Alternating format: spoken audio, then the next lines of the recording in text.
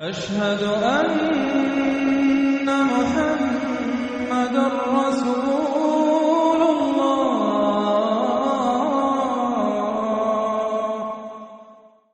نحمده ونصلي على رسوله الكريم.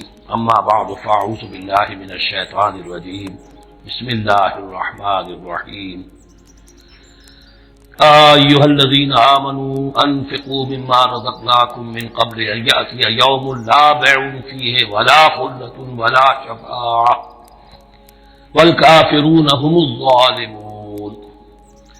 الله لا إله إلا هو الحي القيوم لا تأخذه سنة ولا نوم له ما في السماوات وما في الأرض من ذا الذي يشفع عنده إلا بإذنه يعلم ما بين أيديهم وما خلفهم ولا يحيطون بشيء من علمه إلا بما شاء وسع كرسيه السماوات والأرض ولا يؤوده حفظهما وهو العلي العظيم. صدق الله العظيم. رب اشرح لي صدري ويسر لي أمري واحلل عقدة من لساني يفقهوا قولي. تقریباً 2 رکوعوں پر مشتمل معاملہ طالوت و جالوت کا وہ ہم پڑھ چکے ہیں، اور یہ گویا کہ اب غزوہ بدر کی لیے ذہنی اور نفسیاتی تیاری ہو رہی ہے، اور غزوات کے لیے جیسا کہ میں نے عرض کیا جہاں سرفروشی کی ضرورت ہے وہاں انفاق مال کی بھی ضرورت ہے، تو اب یہاں بڑے زوردار انداز میں پھر انفاق کی طرف توجہ دلائی جا رہی ہے۔ وہی 4 ڈوریاں ذہن میں رکھیے، انفاق اللہ کی راہ میں یعنی جہاد بالمال، قتال جہاد بالنفس کی آخری شکل، اور شریعت میں عبادات اور معاملات، یہ 4 ڈوریاں گچھی ہوئی ہیں ان 22 رکوعوں کے اندر، جن پر دوسرا نصف جو ہے سورہ بقرہ کا مشتمل ہے۔ یا ایھا الذین آمنوا انفقوا مما رزقناکم من قبل ان یأتی یوم لا بیع فیہ ولا خلة ولا شفاعة۔ اہل ایمان خرچ کر دو ان چیزوں میں سے کہ جو اللہ نے تمہیں دی ہے، اس سے پہلے کہ وہ دن آ دھم کے جس میں نہ کوئی خرید و فروخت ہوگی، نہ کوئی دوستی کام آئے گی، نہ کوئی شفاعت مفید ہوگی۔ والکافرون هم الظالمون، اور کافر ہی تو ظالم ہے۔ اب یہاں کافر سے مراد کون ہے؟ کافر اصطلاحی نہیں، کافر معنوی، جو اللہ کے اس حکم انفاق کی تعمیل نہیں کرتا، دیکھتا ہے کہ دین مغلوب ہے، اس کو غالب کرنے کی جد و جہد ہو رہی ہے، اس کی کچھ تقاضے ہیں، مالی ضرورتیں ہیں اس کی، اور اللہ نے اسے قدرت دی ہے، اس میں خرچ کر سکتا ہے اور نہیں کرتا، وہ ہے اصل کافر۔ اس کے بعد وہ آیت آ رہی ہے جو قرآن حکیم کی عظیم ترین آیت ہے، حضور فرمان نبوی صلی اللہ علیہ وسلم، آیت الکرسی۔ اس کا تو نام بھی چونکہ معروف ہے، میں نے جو آپ کو بڑے بڑے حکمت کے موتی اور بڑے بڑے پھول آپ کو گنوائے ہیں، آیت الآیات، آیت البر، آیت الاختلاف، اور اب یہ ہے آیت الکرسی، توحید کے عظیم ترین خزانوں میں سے ہے۔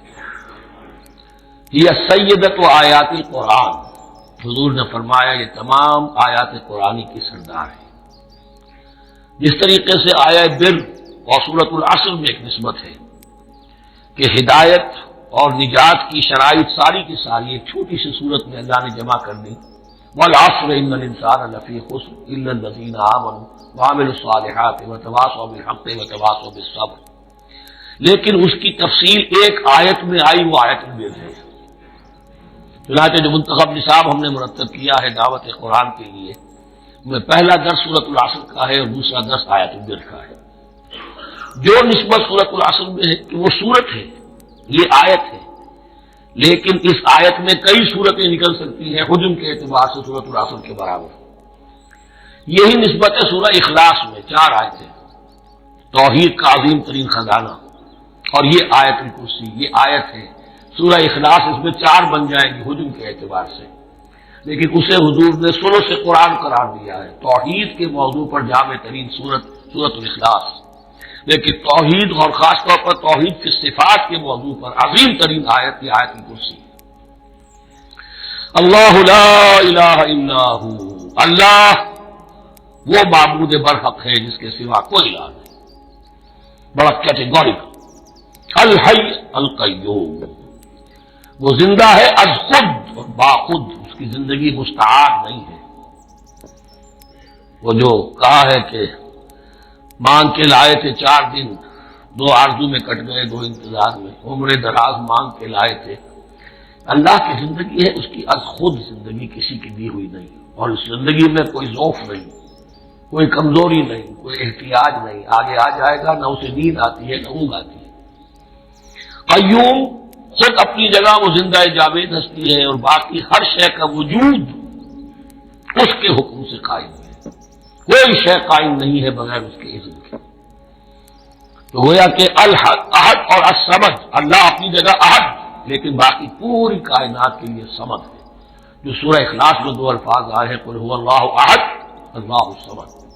اللہ حی ہے اور قیوم ہے، لا تأخذہ سنۃ ولا نوم، اس پر غالب نہیں ہو سکتی نہ نیند نہ اونگ۔ لہ ما فی السماوات و ما فی الارض، آسمان اور زمین میں جو کچھ ہے اسی کا ہے، ملکیت تامہ، ملکیت حقیقی اس کی ہے۔ من ذا الذی یشفع عنده الا باذنہ، کون ہے وہ جو شفاعت کر سکے اس کے پاس مگر اس کی اجازت سے۔ اب یہ مقام آیا ہے سورہ بقرہ میں پہلی مرتبہ، 3 مرتبہ کیٹیگوریکل ڈینائل کے بعد، کوئی شفاعت نہیں، کوئی شفاعت نہیں، کوئی شفاعت نہیں۔ یہاں بھی جو انداز ہے بہت ہی جلالی انداز ہے، منظر نبی، کس کی یہ حیثیت ہے، کس کا یہ مقام ہے، کس کو یہ زور حاصل ہے کہ وہ اپنے اختیار کے بل پر، جو اپنی حیثیت کی بنیاد پر شفاعت کر سکے، ہاں جس کے لیے اللہ اجازت دے دے۔ استثناء کے ساتھ شفاعت کا یہاں پر پہلی مرتبہ آیا، ورنہ سورہ بقرہ کے 6 رکوع کی دوسری آیت، وَاتَّقُوا يَوْمًا لَا تَجْزِي نَفْسٌ عَن نَفْسٍ شَيْئًا وَلَا يُقْبَلُ مِنْهَا شَفَاعَةٌ وَلَا يُؤْخَذُ مِنْهَا عَدْلٌ وَلَا هُمْ يُنصَرُونَ۔ 15 رکوع کی دوسری آیت، وَاتَّقُوا يَوْمًا لَا تَجْزِي نَفْسٌ عَن نَفْسٍ شَيْئًا وَلَا يُقْبَلُ مِنْهَا عَدْلٌ وَلَا تَنفَعُهَا شَفَاعَةٌ وَلَا هُمْ يُنصَرُونَ۔ اور اب اس سے پہلے کی آیت میں آ چکا ہے وَلَا شَفَاعَةٌ، کوئی شفاعت مفید نہیں ہوگی، لیکن یہ اس میں ایک استثناء ہے۔ اب یہ ذرا باریک مسئلہ ہے کہ شفاعت حقہ کیا ہے، شفاعت باطلہ کیا ہے، تو دورہ ترجمہ قرآن میں اتنی تفاصیل کے ساتھ بحث نہیں کی جا سکتی، وہ ایک علیحدہ موضوع ہے، حال ہی میں نے اس پر اپنے درس میں کاٹ کرا دیے۔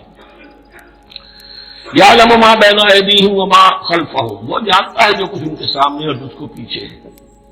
عام طور پر دنیا میں ہم سفارش کرتے ہیں تو کہتے ہیں کہ بھئی میں جانتا ہوں شخص کو بہتر، اصل میں جیسا کچھ یہ نظر آتا ہے ویسا نہیں ہے، یا جیسا کچھ فیکٹس آن دی فائل آ گئے ہیں وہ بڑے ہی ڈیسیونگ ہیں، اصل حقائق کچھ اور ہیں اس کیس کے، وہ میں آپ کو بتاتا ہوں۔ یہ بات اللہ کے سامنے کون کہہ سکتا ہے، جبکہ اللہ تو جانتا ہے جو کچھ ان کے سامنے اور جو کچھ ان کے پیچھے ہے، اور ان کا حال یہ ولا یحیطون بشیء من علمہ الا بما شاء، اور وہ احاطہ کر ہی نہیں سکتے اللہ کے علم سے کسی شے کا سوائے اس سے جو اللہ چاہے۔ باقی ہر ایک کے پاس علم جو ہے اللہ کا عطائی علم ہے، دیا ہوا علم ہے، محدود علم ہے، بڑے سے بڑا رسول ہو، بڑے سے بڑا ولی ہو، بڑے سے بڑا فرشتہ ہو۔ لا علم لنا الا ما علمتنا، ہم پڑھائیں 4 رکوع میں، تو کون کہہ سکتا ہے من ذا الذی یشفع عنده الا باذنہ یعلم ما بین ایدیہم وما خلفہم ولا یحیطون بشیء من علمہ الا بما شاء وسع کرسیہ السماوات والارض، اس کی کرسی تمام آسمانوں اور زمین کو محیط ہے۔ اب کرسی کے 2 مفہوم یہاں ہو سکتے ہیں، ایک یہ کہ اس سے جو معنی مراد ہے یعنی اس کا اقتدار، اس کی قدرت، اس کا جبر، اس کا اختیار، یہ اتھارٹی پوری کائنات کو۔ ایک یہ بھی ہو سکتا ہے کہ اللہ تعالیٰ کے لیے ہم نہیں جان سکتے، یہ آیات متشابہات میں سے ہے کہ کوئی شے بھی ہو واقعتاً جس کو ہم اسے کرسی کہہ سکیں، عرش، کرسی، ان سب کے بارے میں یہ دونوں باتیں ذہن میں رکھیے۔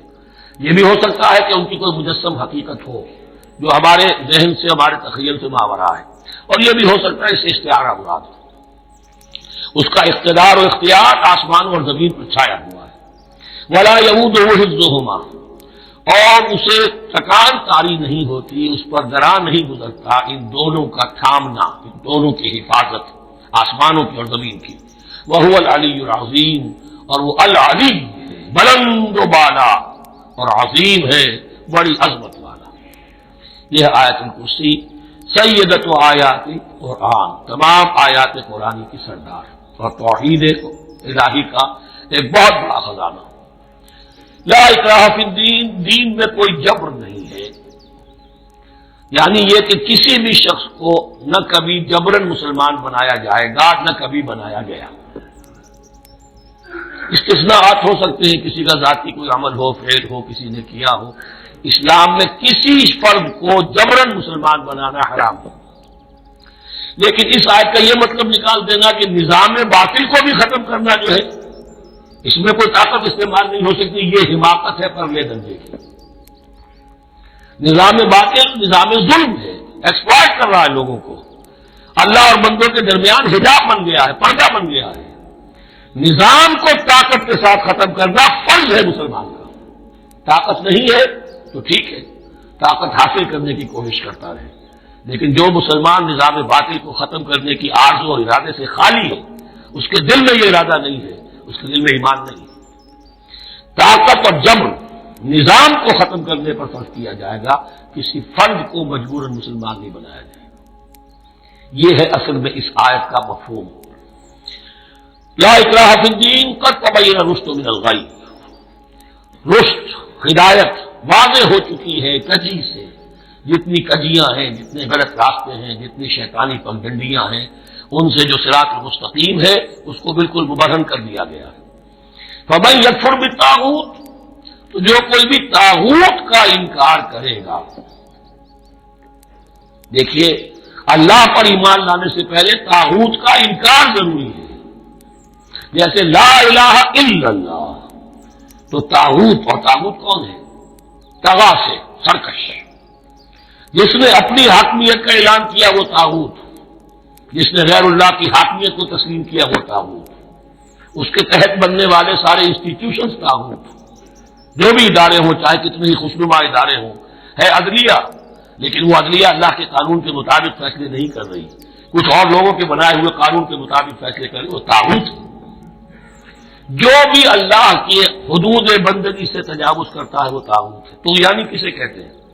پانی دریا کی حدوں میں بہہ رہا ہے، لیکن جب وہ اپنی حدوں سے نکلا تو یعنی پہ دریا کو اپنی موج کی تو یعنیوں سے کام، کشتی کسی کی پار ہو یا درمیان رہے اسے اس کی کیا فکر ہے؟ تو طغا اور بغا یہ دونوں بڑے قریب کے الفاظ ہیں، بغاوت اور تو یعنی۔ فمن یکفر بالطاغوت، طاغوت کا انکار، جو کوئی کفر کرے طاغوت کے ساتھ، وہ یؤمن باللہ، اور پھر اللہ پر ایمان لائے۔ طاغوت سے بھی دوستی، اللہ پر بھی ایمان، اللہ کے دشمنوں سے بھی یارانہ، اور اللہ کے ساتھ بھی وفاداری کا دعویٰ، یہ چیز نہیں چل سکتی، یہی منافقت ہے۔ یکسو ہو جاؤ حنیفا مسلما فقد استمسک بالعروۃ الوثقی، جس شخص نے یہ کام کر لیا، طاغوت کی نفی اور اللہ پر ایمان، اس نے تو مضبوط کنڈا تھام لیا۔ تو سمجھیے کہ اگر کوئی شخص کسی جہاز، سمندری جہاز میں عرصے پر سے گر جائے، تیرنا بھی نہ آتا ہو، کسی طرح ہاتھ پاؤں مار کر وہ کسی کنڈے کے اوپر اگر ہاتھ اس کا پڑ گیا، تو اب وہ سمجھتا ہے کہ اس کو میں نہیں چھوڑوں گا، میری جان اسی سے وابستہ ہے، زندگی اسی سے۔ تو وثقہ، وہ کنڈا اگر کمزور ہے تو پھر گیا، وہ اس کے وزن سے کنڈا ہی نکل گیا، لیکن وہ کنڈا کے جو مضبوط ہے، فقد استمسک بالعروۃ الوثقی، اس نے تو بڑے مضبوط کنڈے پر ہاتھ ڈال دیا ہے، یعنی طاغوت کا انکار اور اللہ پر ایمان، اس نے تھام لیا ہے بہت مضبوط کنڈا۔ اسی لیے ایک حدیث میں آتا ہے اوثق العریٰ کلمۃ التقویٰ، یہ جو عروہ کی جمع ہے عریٰ، اور وثقی اوثق جو ہے اس کا مذکر ہوگا۔ تمام کنڈوں میں سب سے بڑا مضبوط کنڈا جو ہے وہ تقویٰ کا کنڈا ہے، اس کو تھامو مضبوطی کے ساتھ۔ لا اکراہ فی الدین قد تبین الرشد من الغی فمن یکفر بالطاغوت ویؤمن باللہ فقد استمسک بالعروۃ الوثقی لا انفصام لہا، وہ کبھی علیحدہ ہونے والا، ٹوٹنے والا نہیں ہے، یہ کنڈا بہت مضبوط ہے۔ واللہ سمیع علیم، اللہ سب کچھ سننے والا، جاننے والا ہے۔ اللہ ولی الذین آمنوا یخرجہم من الظلمات الی النور، ایمان در حقیقت ایک دوستی کا رشتہ قائم کرتا ہے اللہ اور بندے کے درمیان۔ اللہ ولی ہے اہل ایمان کا، یہ ولایت باہمی ہے، دو طرفہ ولایت ہے۔ بندہ اللہ کا ولی بن جائے، ولی اللہ الا ان اولیاء اللہ لا خوف علیہم ولا هم يحزنون، اللہ بندے کا ولی ہے، دوستی دو طرفہ ہے۔ اللہ ولی الذین آمنوا یخرجهم من الظلمات الى النور، اللہ پشت پناہ ہے، مددگار ہے، دوست ہے ان کا کہ جو ایمان لائے اور انہیں نکالتا رہتا ہے ظلمات، اندھیروں کے مختلف شیڈز میں سے نور کی طرف۔ یہ آپ نوٹ کریں گے قرآن میں نور ہمیشہ تنہا آتا ہے، واحد، انوار کا لفظ قرآن میں نہیں ہے۔ نور ایک حقیقت واحدہ ہے، لیکن ظلمات ہمیشہ جمع میں آئے گا، اس کے شیڈز مختلف ہے، شیڈز آف ڈارکنس، بہت گہری ڈارکنس ہے، ذرا اس سے کمتر ہے، اس سے کمتر ہے۔ تو جتنے بھی شیڈز ہیں، کفر کا ہے، شرک کا ہے، الحاد کا ہے، مادہ پرستی کا ہے، ایگنوسٹسزم کا ہے، لا ادریت کا ہے، جتنے بھی فلسفے غلط ہیں، جتنے بھی نظریات غلط ہیں، جتنے بھی عمل کی غلط راہیں ہیں، ان سب کے اندھیاروں سے نکال کر اللہ تعالیٰ اہل ایمان کو ایمان کی روشنی کے اندر لاتا رہتا ہے۔ والذین کفروا اولیاءهم الطاغوت، ان کے برعکس جنہوں نے کفر کیا ان کے پشت پناہ اور ساتھی اور مددگار ہیں اب طاغوت، یخرجونہم من النور الی الظلمات، اور وہ ان کو نکالتے رہتے ہیں تدریجاً، اور نور کا کہ تھوڑی بہت رمق ملا بھی تھا انہیں نور کا تو ان سے محروم کر کے ظلمات، یخرجونہم من النور الی الظلمات، نور سے ظلمات کی طرف نکالتے رہتے ہیں۔ اولئک اصحاب النار هم فیہا خالدون، وہ ہیں آگ والے، اس میں ہمیشہ ہمیشہ رہیں گے۔ اللہم اجعلنا من عبادک المؤمنین، اللہم اخرجنا من الظلمات الی النور، آمین یا رب العالمین۔ اب اس کے بعد یہ بڑی عظیم آیت جو آئی ہے توحید کی، اور اس کے بعد یہ دو، یہ بھی اپنی جگہ بڑی عظیم آیات ہیں حکمت اور فلسفہ دین کے اعتبار سے۔ اس کے بعد کچھ واقعات دیے جا رہے ہیں، حضرت ابراہیم علیہ السلام کی زندگی کا ایک واقعہ اور حضرت عزیر علیہ السلام کی زندگی کا واقعہ۔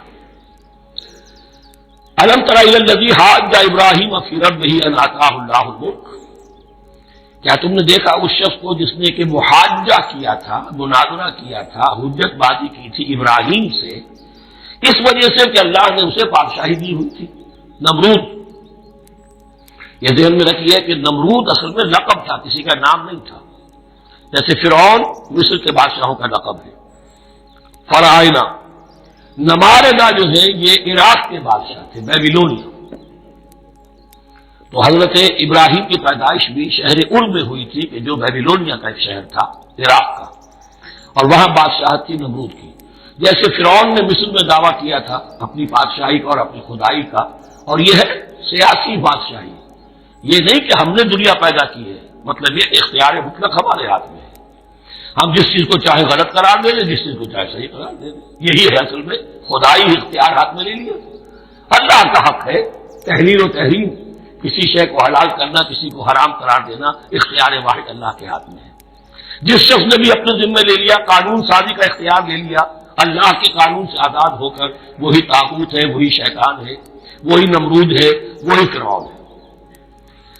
تو اس نے وہ نمرود نے کہا، محاجہ کیا، اس قال ابراہیم ربی الذی یحیی و یمیت، میرا رب تو وہ ہے جو زندہ کرتا ہے اور مارتا ہے۔ قال انا احیی و امیت، انہوں نے کہا میں بھی کر سکتا ہوں۔ اس نے جیل سے دو قیدی منگوائے، دونوں کنڈیمڈ تھے، اور ایک کی گردن وہی اڑائی اور ایک کو کہا جاؤ واف، دیکھو میں نے جس کو چاہا زندہ رکھا اور جس کو چاہا مار دیا۔ حضرت ابراہیم نے دیکھا کہ یہ کٹ حجتی پر اترا ہوا ہے، تو العجب بط المسکت، جواب ایسا دیا جانا چاہیے کہ جو اس کو چپ کر دے۔ قال ابراہیم فإن اللہ یأتی بالشمس من المشرق فأت بها من المغرب، حضرت ابراہیم نے فرمایا اللہ تو سورج کو نکالتا ہے مشرق سے، اگر تو خدائی کا مدعی ہے تو نکال کے دکھا اسے مغرب سے۔ فبہت الذی کفر، تو مبہوت ہو کر رہ گیا وہ کافر، اب اس کے پاس کوئی جواب نہیں تھا۔ واللہ لا یہدی القوم الظالمین، اور اللہ ظالموں کو ہدایت نہیں دیا کرتا۔ ہدایت تو نہیں ہوئی، چپ ہو گیا، لیکن چپ کیا ہوا؟ اس کے بعد تو فیصلہ ہوا کہ انہیں آگ میں جھونک دیا جائے۔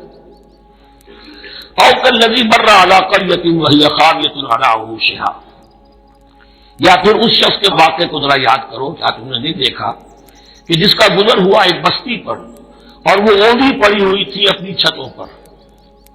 اگرچہ مختلف تفاسیر میں مختلف آپ کو شاید اس کی تعبیرات ملے، یہ اصل میں ہوا ہے کہ جب نمرود، جس کا نام تھا بخت نصر، نیبوکیڈنیزر، اس نے 586 قبل مسیح میں، حضرت مسیح سے 586 قبل، اس نے حملہ کیا فلسطین پر۔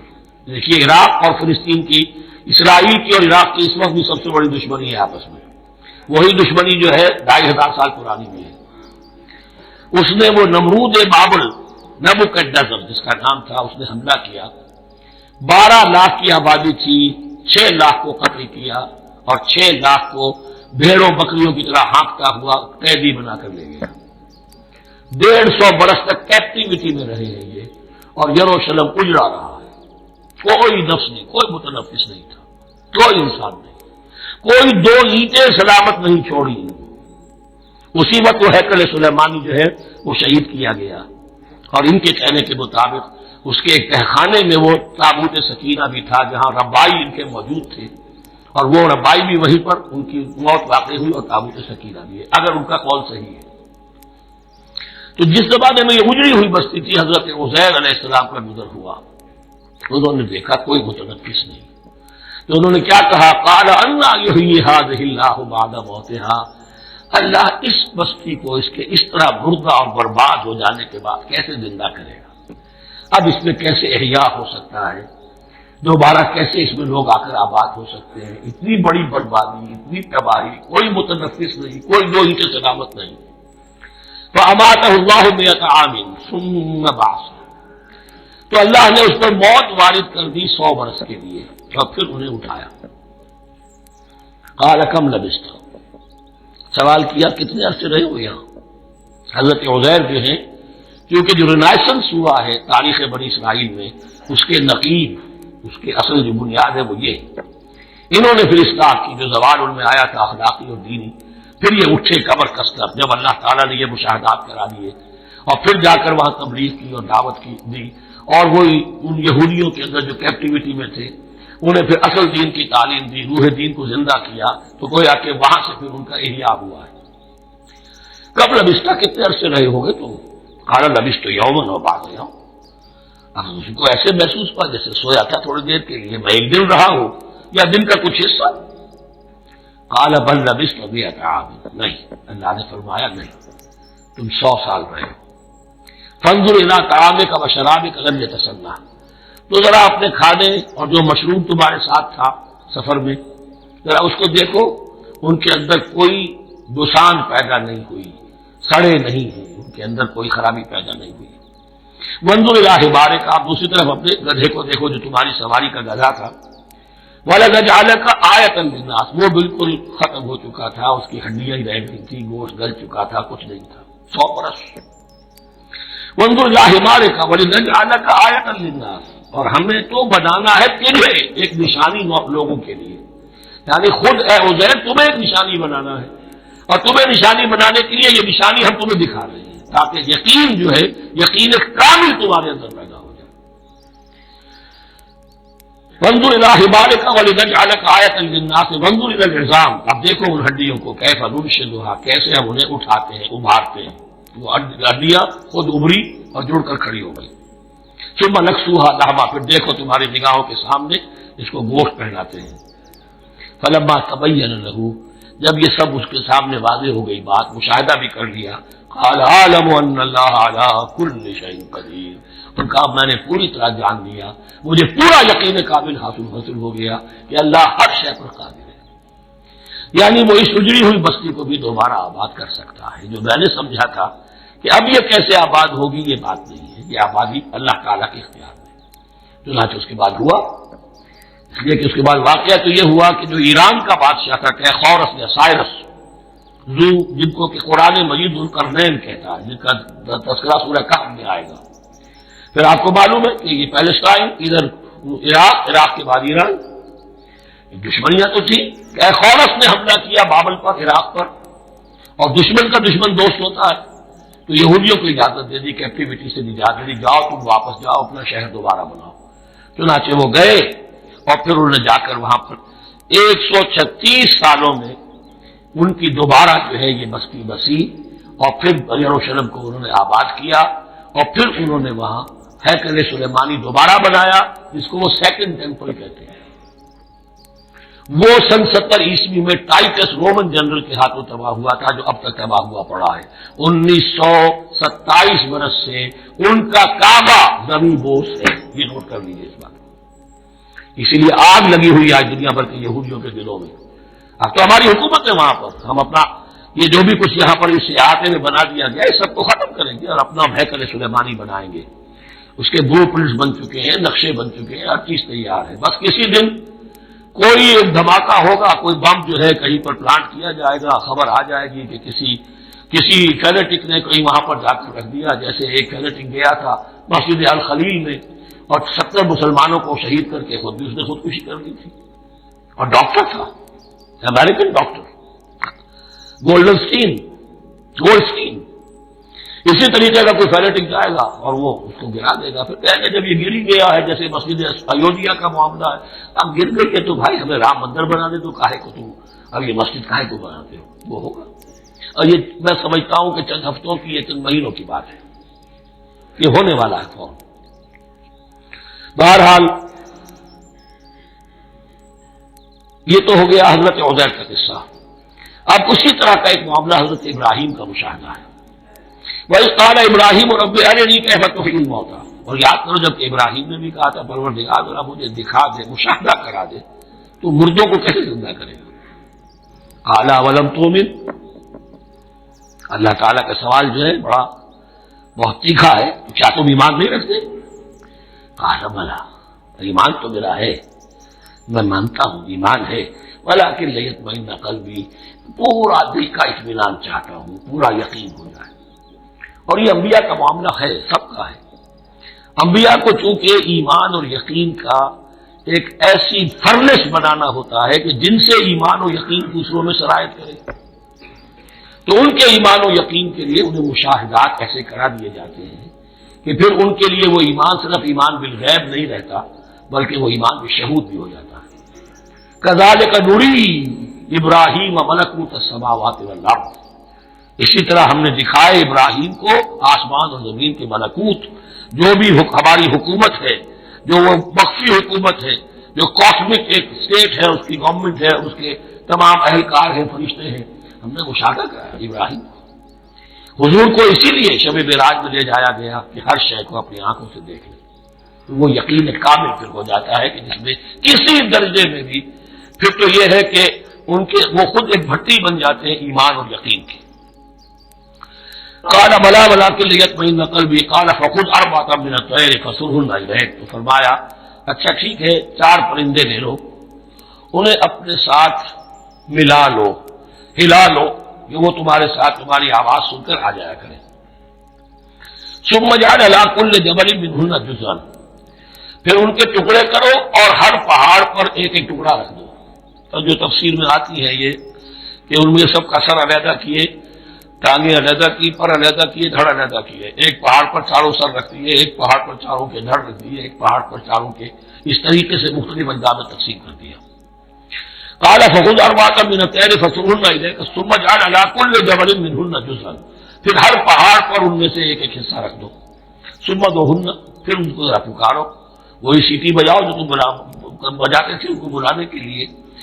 ثم ادعوهن يأتينك سعيا، وہ دوڑتے ہوئے آ جائیں گے۔ واعلم ان الله عزيز حكيم، اور جان لو اس بات کو یقین کے ساتھ کہ اللہ تعالیٰ زبردست ہے، کمال حکمت والا۔ اب 2 رکوع آ رہے ہیں انفاق فی سبیل اللہ پر، اور یہ قرآن مجید کا ضربہ سلام ہے انفاق کے موضوع پر۔ لیکن ان کو پڑھنے سے پہلے نوٹ کر لیجئے کہ اللہ کی رضا جوئی کے لیے اپنا مال خرچ کرنا جو ہے اس کے لیے دین میں کئی اصطلاحات ہیں۔ کھانا کھلانا، یطعمون الطعام علی حبہ مسکینا ویتیما واسیرا، آتى المال علی حبہ ذوی القربى والیتامى، ایتاء مال، اعطاء، پھر اس سے آگے آتا ہے صدقہ، زکوٰۃ، انفاق، قرض حسنہ۔ یہ 5-6 ٹرمز ہیں، لیکن ان ٹرمز کے اندر ایک تقسیم ذہن میں رکھیے کہ 2 مدیں ہیں بڑی بڑی اللہ تعالیٰ کی رضاجوئی کے لیے مال خرچ کرنے کی۔ ایک مد ہے غربا، یتامى، مساکین، محتاج، بیوائیں، ان کے لیے، یعنی ابنائے نو میں سے، یہ آپ کے معاشرے کے اجزاء ہیں، آپ کے بھائی بند ہیں، آپ کے رشتہ دار ہیں، آپ کے اعزا و اقربا ہیں، ان کے لیے خرچ کرنا تو یہ بھی اللہ کو بہت پسند ہے، اس کا واجب بھی رہے گا، یہ بھی گویا کہ اللہ تعالیٰ ہی کے لیے آپ نے خرچ کیا۔ ایک ہے اللہ کے دین کے لیے خرچ کرنا، انفاق کا لفظ اس کے لیے ہے اور قرض حسنہ اس کے لیے۔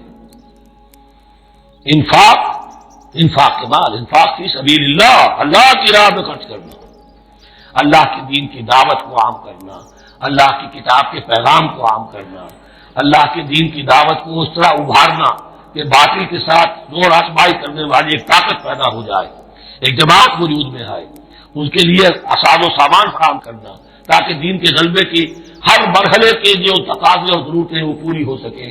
تو جو اس کام میں صرف ہوگا وہ ہے انفاق فی سبیل اللہ یا اللہ کے ذمے قرض حسنہ۔ تو یہاں اصل میں اس کی بات ہو رہی ہے انفاق کی۔ مثل الذین ينفقون اموالهم فی سبیل اللہ ہے، مثال ان کی جو اپنے مال خرچ کرتے ہیں اللہ کی راہ میں۔ عام طور پر یہ فی سبیل اللہ جو ہے وہ سبیل پانی کی بنا دی، وہ بھی سبیل ہے، ٹھیک ہے، وہ بھی سبیل تو ہے، نیکی کا وہ بھی راستہ ہے، سبیل اللہ ہے، لیکن یہ کہ فی سبیل اللہ خرچ جو ہے اس کا بالکل مفہوم اور ہے، وہ صدقہ ہے، خیرات ہے، زکوٰۃ بھی اصلاً جو ہے وہ غریبوں کا حق ہے، لیکن اس میں بھی ایک مرد سبیل اللہ کی رکھی ہوئی ہے۔ اگر تو آپ کے قریب اعزاء و اقارب ہیں، غربا ہے، تو ان کا حق فائق ہے، پہلے ان کو دیجیے، ورنہ پھر یہ ہے کہ اس میں سے جو بھی ہے وہ دین کے کام کے لیے۔ جب دین یتیمی کی حالت کو آ گیا ہو تو سب سے بڑا یتیم تو دین ہے، آج کے وقت سب سے بڑا یتیم دین ہے۔ بہرحال فی سبیل اللہ انفاق، مثل الذین ينفقون اموالهم فی سبیل اللہ کمثل حبۃ انبتت سبع سنابل فی کل سنبلۃ مئۃ حبۃ، مثال ان کی جو اللہ کی راہ میں خرچ کرتے ہیں تو اللہ کے دین کے لیے ایسے ہے جیسے ایک دانہ کہ اس سے 7 سنبلیں پیدا ہوئی، 7 خوشیں، 7 بالیاں، یہ 7 سٹے۔ باجرے کا سٹا ہوگا کتنے دانے ہوتے ہیں اس میں، مکئی کا سٹا ہے اس میں کتنے دانے ہیں، فی کل سنبلۃ مئۃ حبۃ، اس میں 100 دانے موجود ہیں ہر ایک میں، تو ایک دانے سے 700 دانے وجود میں آ گئے۔ اسی طریقے سے اللہ تعالیٰ جو بھی اس کے دین کے لیے مال خرچ کرے گا اس کے مال میں اضافہ کرے گا، اللہ تعالیٰ ان کو جزا دے گا اور اس کو بڑھاتا رہے گا اپنے ہاں۔ واللہ یضاعف لمن یشاء، اور یہ تو تمہیں تمثیلاً بتایا ہے، اللہ اس سے بھی دگنا کرے گا جس کو چاہے گا، صرف 700 گنا نہیں، اور جتنا چاہے گا بڑھائے گا۔ واللہ واسع علیم، اللہ کے خزانوں میں کوئی کمی نہیں ہے، بڑی وسعت والا ہے اللہ، بہت سمائی والا ہے اور وہ سب کچھ جاننے والا ہے۔ الذین ينفقون اموالهم فی سبیل اللہ، پھر جو لوگ کہ اپنا مال خرچ کرتے ہیں اللہ کی راہ میں، ثم لا يتبعون ما انفقوا منا ولا اذى، پھر جو کچھ وہ خرچ کرتے ہیں اس کے بعد نہ تو تکلیف پہنچاتے ہیں نہ احسان جتاتے ہیں۔ دیکھیے جی میں نے اس وقت اتنا چندہ دیا تھا، معلوم ہوا کہ میرا حق جو ہے وہ زیادہ ہے کہ میری بات مانی جانی چاہیے، ہم چندے زیادہ دیتے ہیں تو رات میں بات بھی تو ہماری چلنی چاہیے۔ یا اگر کسی جو کارکن کو دیا ہے جو اللہ کے دین کے لیے کام کر رہا ہے، یہ بھی ان 2 رکوعوں کے آخر میں بات واضح ہو جائے گی۔ کوئی شخص اللہ کے دین کے کام میں لگا ہوا، آپ اس کو ساتھ تعاون کر رہے ہیں تاکہ وہ اپنی معاش کے اوپر اپنا وقت نہ لگائے، اپنا پورا وقت جو ہے وہ دین کی خدمت میں لگائے، لیکن اب اگر کہیں آپ نے اس کو جتا بھی دیا، اس پر احسان بھی رکھ دیا، کوئی تکلیف دہ کلمہ کہہ دیا، تو جو آپ کا اجر و ثواب تھا وہ 0 ہو جائے گا۔ الذین ينفقون اموالهم فی سبیل اللہ ثم لا یتبعون ما انفقوا منا ولا اذى، جو انفاق کرتے ہیں اس کے بعد اس کے پیچھے نہ تو جتلاتے ہیں نہ کوئی اور تکلیف پہنچاتے ہیں، لہم اجرہم عند ربہم ولا خوف علیہم ولا هم یحزنون، ان کا اجر ان کے رب کے پاس محفوظ ہے اور ان کے لیے مغفرت ہے، ولا خوف علیہم ولا هم یحزنون، ان کے اوپر نہ کوئی خوف ہوگا اور نہ کوئی حزن سے دوچار ہوں گے۔ قول معروف، بھلی بات کہنا، ومغفرہ اور درگزر کرنا، خیر بہتر ہے من صدقۃ، اس خیرات سے یتبعھا اذی، جس کے بعد کے اذیت پہنچائی جائے۔ کوئی آپ سے فرض کیجئے کوئی ضرورت کے لیے آئی گیا ہے، کسی نے ہاتھ پھیلا دیا ہے، اگر آپ نہیں کر سکتے مدد، قول معروف، نرمی کے ساتھ جواب دے دیجئے، معروف کر لیجئے، یا یہ ہے کہ اگر کسی سائی نے آپ کے ساتھ درستی کی ہے تو پھر بھی یہ ڈانٹیے نہیں، وہاں مسائل فلا تنہر، پھر بھی یہ ہے کہ مغفرت معاف کیجیے، یہ کہیں بہتر ہے اس سے کہ دے تو دیا، خیر من صدقۃ یتبعها اذى، اس کے بعد اسے 2-4 جملے بھی سنوا دیے، کوئی اور سلواتیں بھی سنا دی اسے، تو اس کا کوئی فائدہ نہیں ہوا۔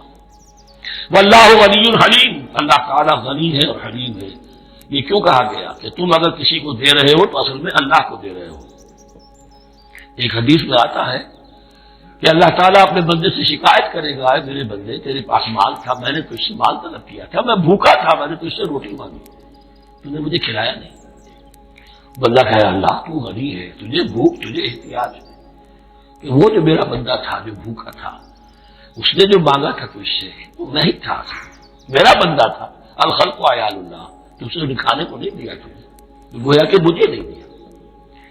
اے میرے بندے میں ننگا تھا، میں نے تجھ سے میں چاہا کہ میرا سطر ڈھانپ دے، مجھے کوئی لباس دے دے، لیکن یہ کہ تو نے نہیں دیا۔ یہ اسی طریقے سے تو سمجھ لیجئے کہ اللہ تو غنی ہے، جو دے رہے ہو سمجھ لو کہ اللہ کو دے رہے ہو، اور حلیم ہے، وہ حلم والا ہے، فوراً نہیں پکڑتا تمہیں۔ تم جو بھی کرتے ہو، جو دل سے اتری ہوئی شے وہ اللہ کے نام پہ دے دو، جو ردی چیزیں وہ اللہ کے نام پہ دے دو، تو اللہ تعالیٰ کی غیرت جو ہے اسی وقت اگر جوش میں آ جائے اور تمہیں پیس کے سرما کر دے تو وہ کر سکتا ہے، لیکن نہیں، حلیم ہے، وہ دیکھتا ہے کہ میری توہین کر رہا ہے، مجھے دے رہا ہے اور یہ دے رہا ہے۔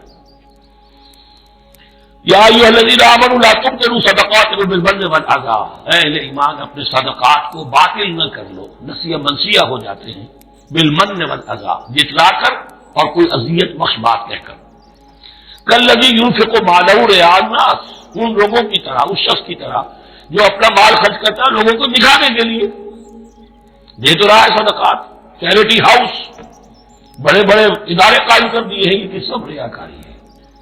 کوئی سرکار دربار میں رسائی کے لیے فاؤنڈیشن بنے ہوئے، کچھ اپنے وہ ٹیکس بچانے کے لیے، کچھ اور اپنی ناموری، کیونکہ پھر الیکشن بھی لڑنا ہے، یہ سارے کام جو ہوتے ہیں اللہ جانتا ہے کس کی کیا نیت ہے۔ لا تبطلوا صدقاتکم بالمن والأذى کالذی ينفق مالہ رئاء الناس ولا یؤمن باللہ والیوم الآخر، جو ریاکاری کر رہا ہے وہ حقیقت میں ایمان نہیں رکھتا اللہ پر اور یوم آخر پر۔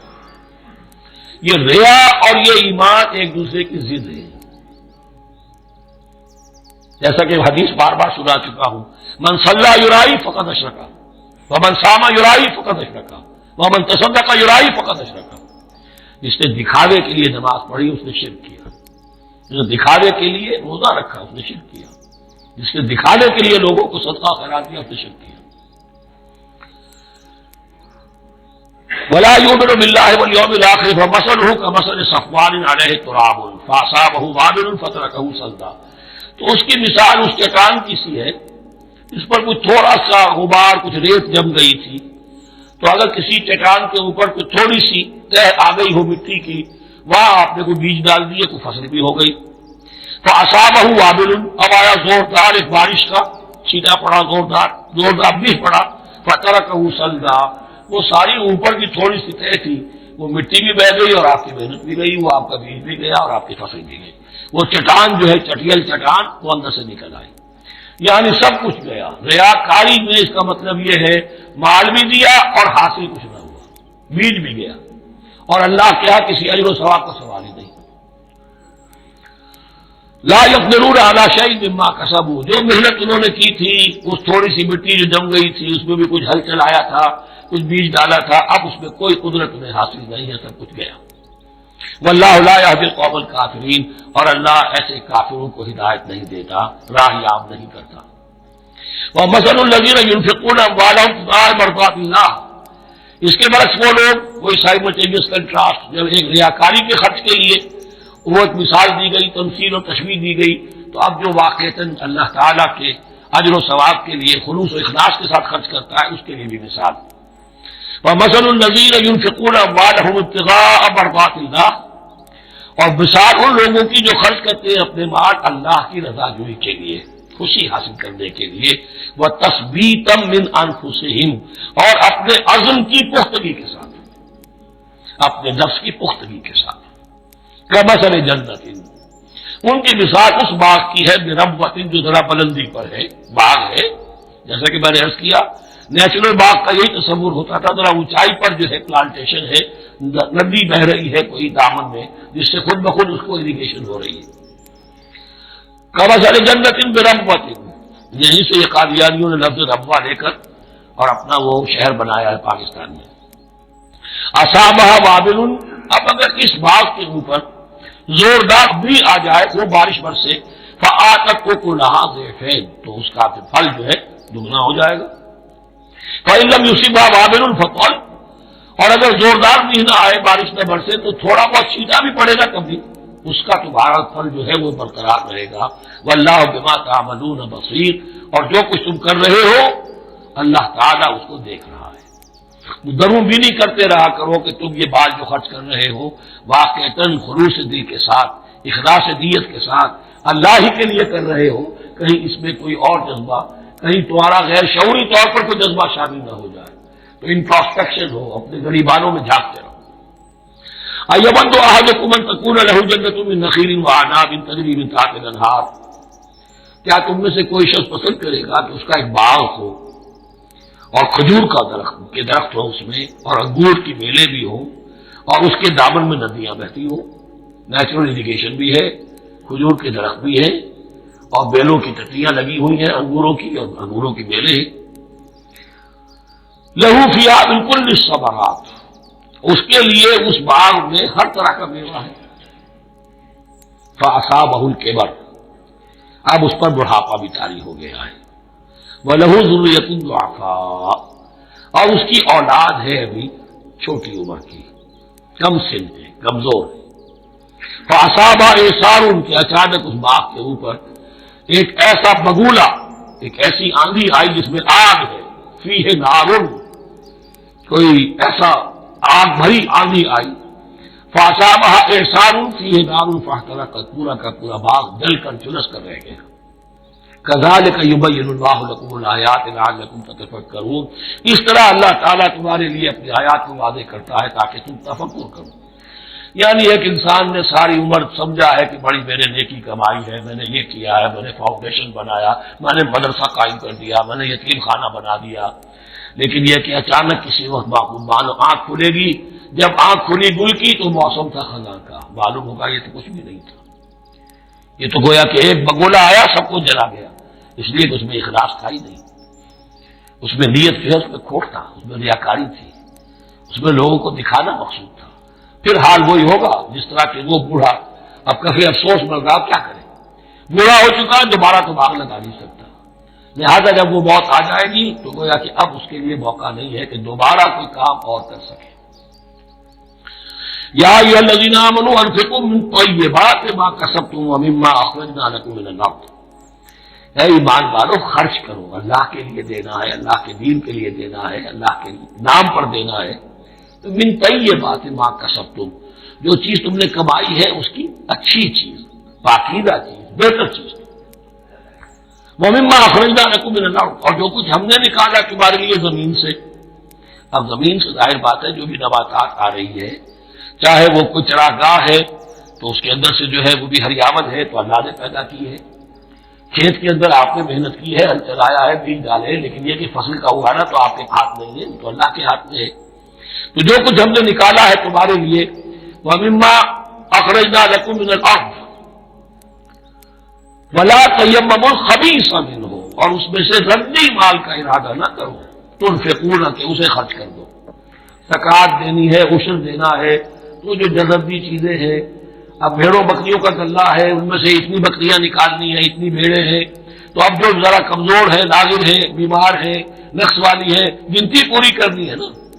اسی طریقے سے عشر نکالنا ہے تو گندم کا ڈھیر لگا ہوا ہے، اس میں سے کہیں بارش پڑ رہی تھی، وہ نکال دو. ولا تیمم، تیمم کے معنی یہاں نوٹ کر لیجیے، قصد کرنے کے. ولا تیمم الخبیث منہ، کہ اس میں سے جو ردی مال ہے، جو ناپسند ہے، اس کا قصد نہ کرو. تنفقون، کہ اسے خرچ کرو. ولستم بآخذیہ، اور تم ہرگز نہیں ہوگے اس کو لینے والے.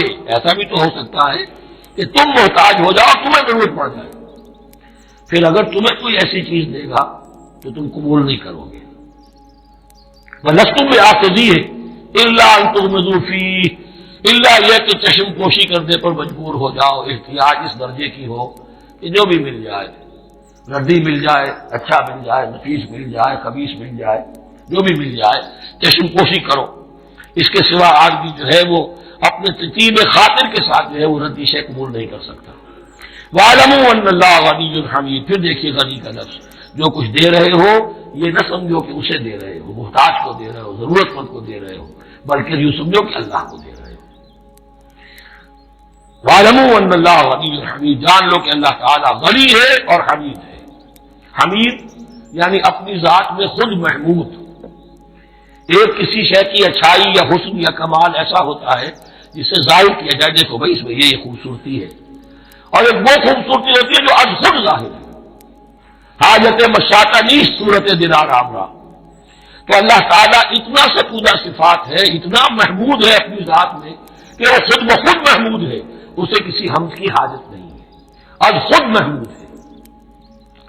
الشیطان یعدکم الفقر ویامرکم بالفحشاء، دیکھو شیطان تمہیں ڈراتا ہے اور تمہیں اندیشہ دلاتا ہے فقر کا، مت خرچ کرو، رکھو، کیا پتا کیا کل کون سا وقت تم پر آ جائے۔ وَيَأْمُرُكُمْ بِالْفَحْشَاءِ، اور تمہیں حکم دیتا ہے بے حیائی کے کاموں کا۔ وَاللَّهُ يَعِدُكُم مَّغْفِرَةً مِّنْهُ وَفَضْلًا، اور اللہ وعدہ کر رہا ہے تم سے اپنی طرف سے مغفرت کا اور فضل کا۔ اب دیکھ لو، رخ روشن کے آگے شمع رکھ کر وہ یہ کہتے ہیں ادھر جاتا ہے دیکھیں یا ادھر پروانہ جاتا ہے۔ اب شیطان کی طرف جانا چاہتے ہو، اس کی بات ماننا چاہتے ہو، خوف رکھتے ہو کہیں ایسا نہ ہو جائے کہ فقر آ جائے مجھ پر، مجھے اپنا مال سنبھال کر رکھنا چاہیے، صحت سے رکھنا چاہیے، تو تم شیطان کی چال میں آ گئے، تم نے اس کی پیروی کی۔ اور اگر تم نے اپنا اللہ کی راہ میں خرچ کر دیا، اللہ پر اعتماد کرتے ہوئے، وہ میری ساری حاجتیں پوری کرے گا، آج کر رہا ہے کل کرے گا انشاءاللہ۔ تو یہ ہے واللہ یعدکم مغفرۃ منہ وفضلا واللہ واسع علیم، اللہ بہت وسعت والا ہے، اس کے خزانوں کی کوئی محدودیت کا تصور اپنے ذہن میں نہ رکھو، اور سب کچھ جاننے والا ہے۔ یؤتی الحکمۃ من یشاء، لیکن یہ باتیں حکمت کی ہیں، ایک ہے ظاہر ایک ہے باطن۔ باطن جو ہے وہ حکمت سے نظر آتا ہے، ظاہر تو سب کو نظر آ رہا ہے۔ کسی شے کی حقیقت کیا ہے؟ اہل نظر ذوق نظر خوب ہے، لیکن جو شے کی حقیقت کو نہ دیکھے وہ نظر کیا؟ وہ حقیقت جس پر آیا ہو جاتی وہ ہے حکیم۔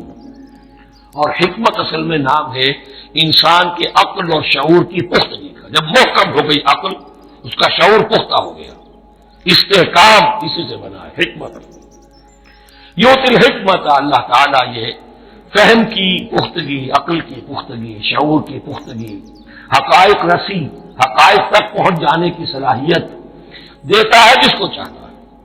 وَمَن یؤت الحکمۃ فقد اوتی خیرا کثیرا، اور اسے حکمت دے دی گئی اسے تو خیر کثیر عطا ہو گیا، اس سے بڑا تو خیر کوئی اور ہے ہی نہیں۔ وَمَا يَذَّكَّرُ إِلَّا أُولُو الْأَلْبَابِ، اور نہیں نصیحت حاصل کر سکتے مگر وہی لوگ جو ہوش مند ہیں، جو اولو الالباب ہیں، عقل مند ہیں۔ لیکن جو دنیا پر ریچھ گئے ہیں، جن کے سارا دلی اطمینان اسی پر ہے کہ کافی ہے، بینک بیلنس بھی ہے، یہ بھی ہے، وہ بھی ہے، اتنے سٹاکس بھی ہیں، اتنا یہ بھی ہے، اتنا ہمارا جو ہے وہ جو بیلنس شیٹ آئی ہے اس کے ایسیٹس یہ ہے، اگر اسی پر سارا بھروسہ اور اطمینان ہے تو ظاہر بات ہے وہ اولو الالباب نہیں ہے۔ وَمَا أَنفَقْتُم مِّن نَّفَقَةٍ أَوْ نَذَرْتُم مِّن نَّذْرٍ، اور جو بھی کچھ تم خرچ کرتے ہو، جو بھی نفقہ، جو بھی خیرات تم دیتے ہو، اور نظر تم من نظرین، اور یا جو بھی نظر تم دیتے ہو اللہ کے نام پر، منت مانگتے ہو، فإن اللہ یعلم، اللہ تعالیٰ اس سب کو جانتا ہے۔ وما للظالمین من انصار، اور یقیناً ظالموں کے لیے کوئی مددگار نہیں ہوگے۔ ان تبدوا الصدقات فنعما ہی، صدقات کو تو اگر تم کھل کر اعلانیہ دو تب بھی ٹھیک ہے، اور خاص طور پر زکوٰۃ کا تو معاملہ اعلانیہ ہے ہی ہے۔ ان تبدوا الصدقات، ظاہر کرو، برملا اعلانیہ دو تو بھی ٹھیک ہے، کم سے کم فقراء کا حق تو پہنچ گیا، کسی کی ضرورت تو پوری ہو گئی۔ وَإِن تُخْفُوهَا، لیکن اگر تم انہیں چھپاؤ، اب یہ ہوگا صدقات نافلہ کے لیے۔ ایک جو صدقات جو ہے کہ جو لازمن دینے ہیں واجبہ، ان کو تو ان کے لیے اخفاء نہیں ہے، کہ دین کی حکمت کو ذہن میں رکھیے۔ فرض عبادات اعلانیہ ادا کی جائیں گی۔ یہ وسوسہ بھی شیطان بہت سے لوگوں کے دلوں میں ڈال دیتا ہے کہ کیا 5 وقت جا کے مسجد میں نماز پڑھنی ہے، لوگوں پر اپنے تقویٰ کرو گھانٹنا چاہتے ہو، گھر میں پڑھ لیا کرو۔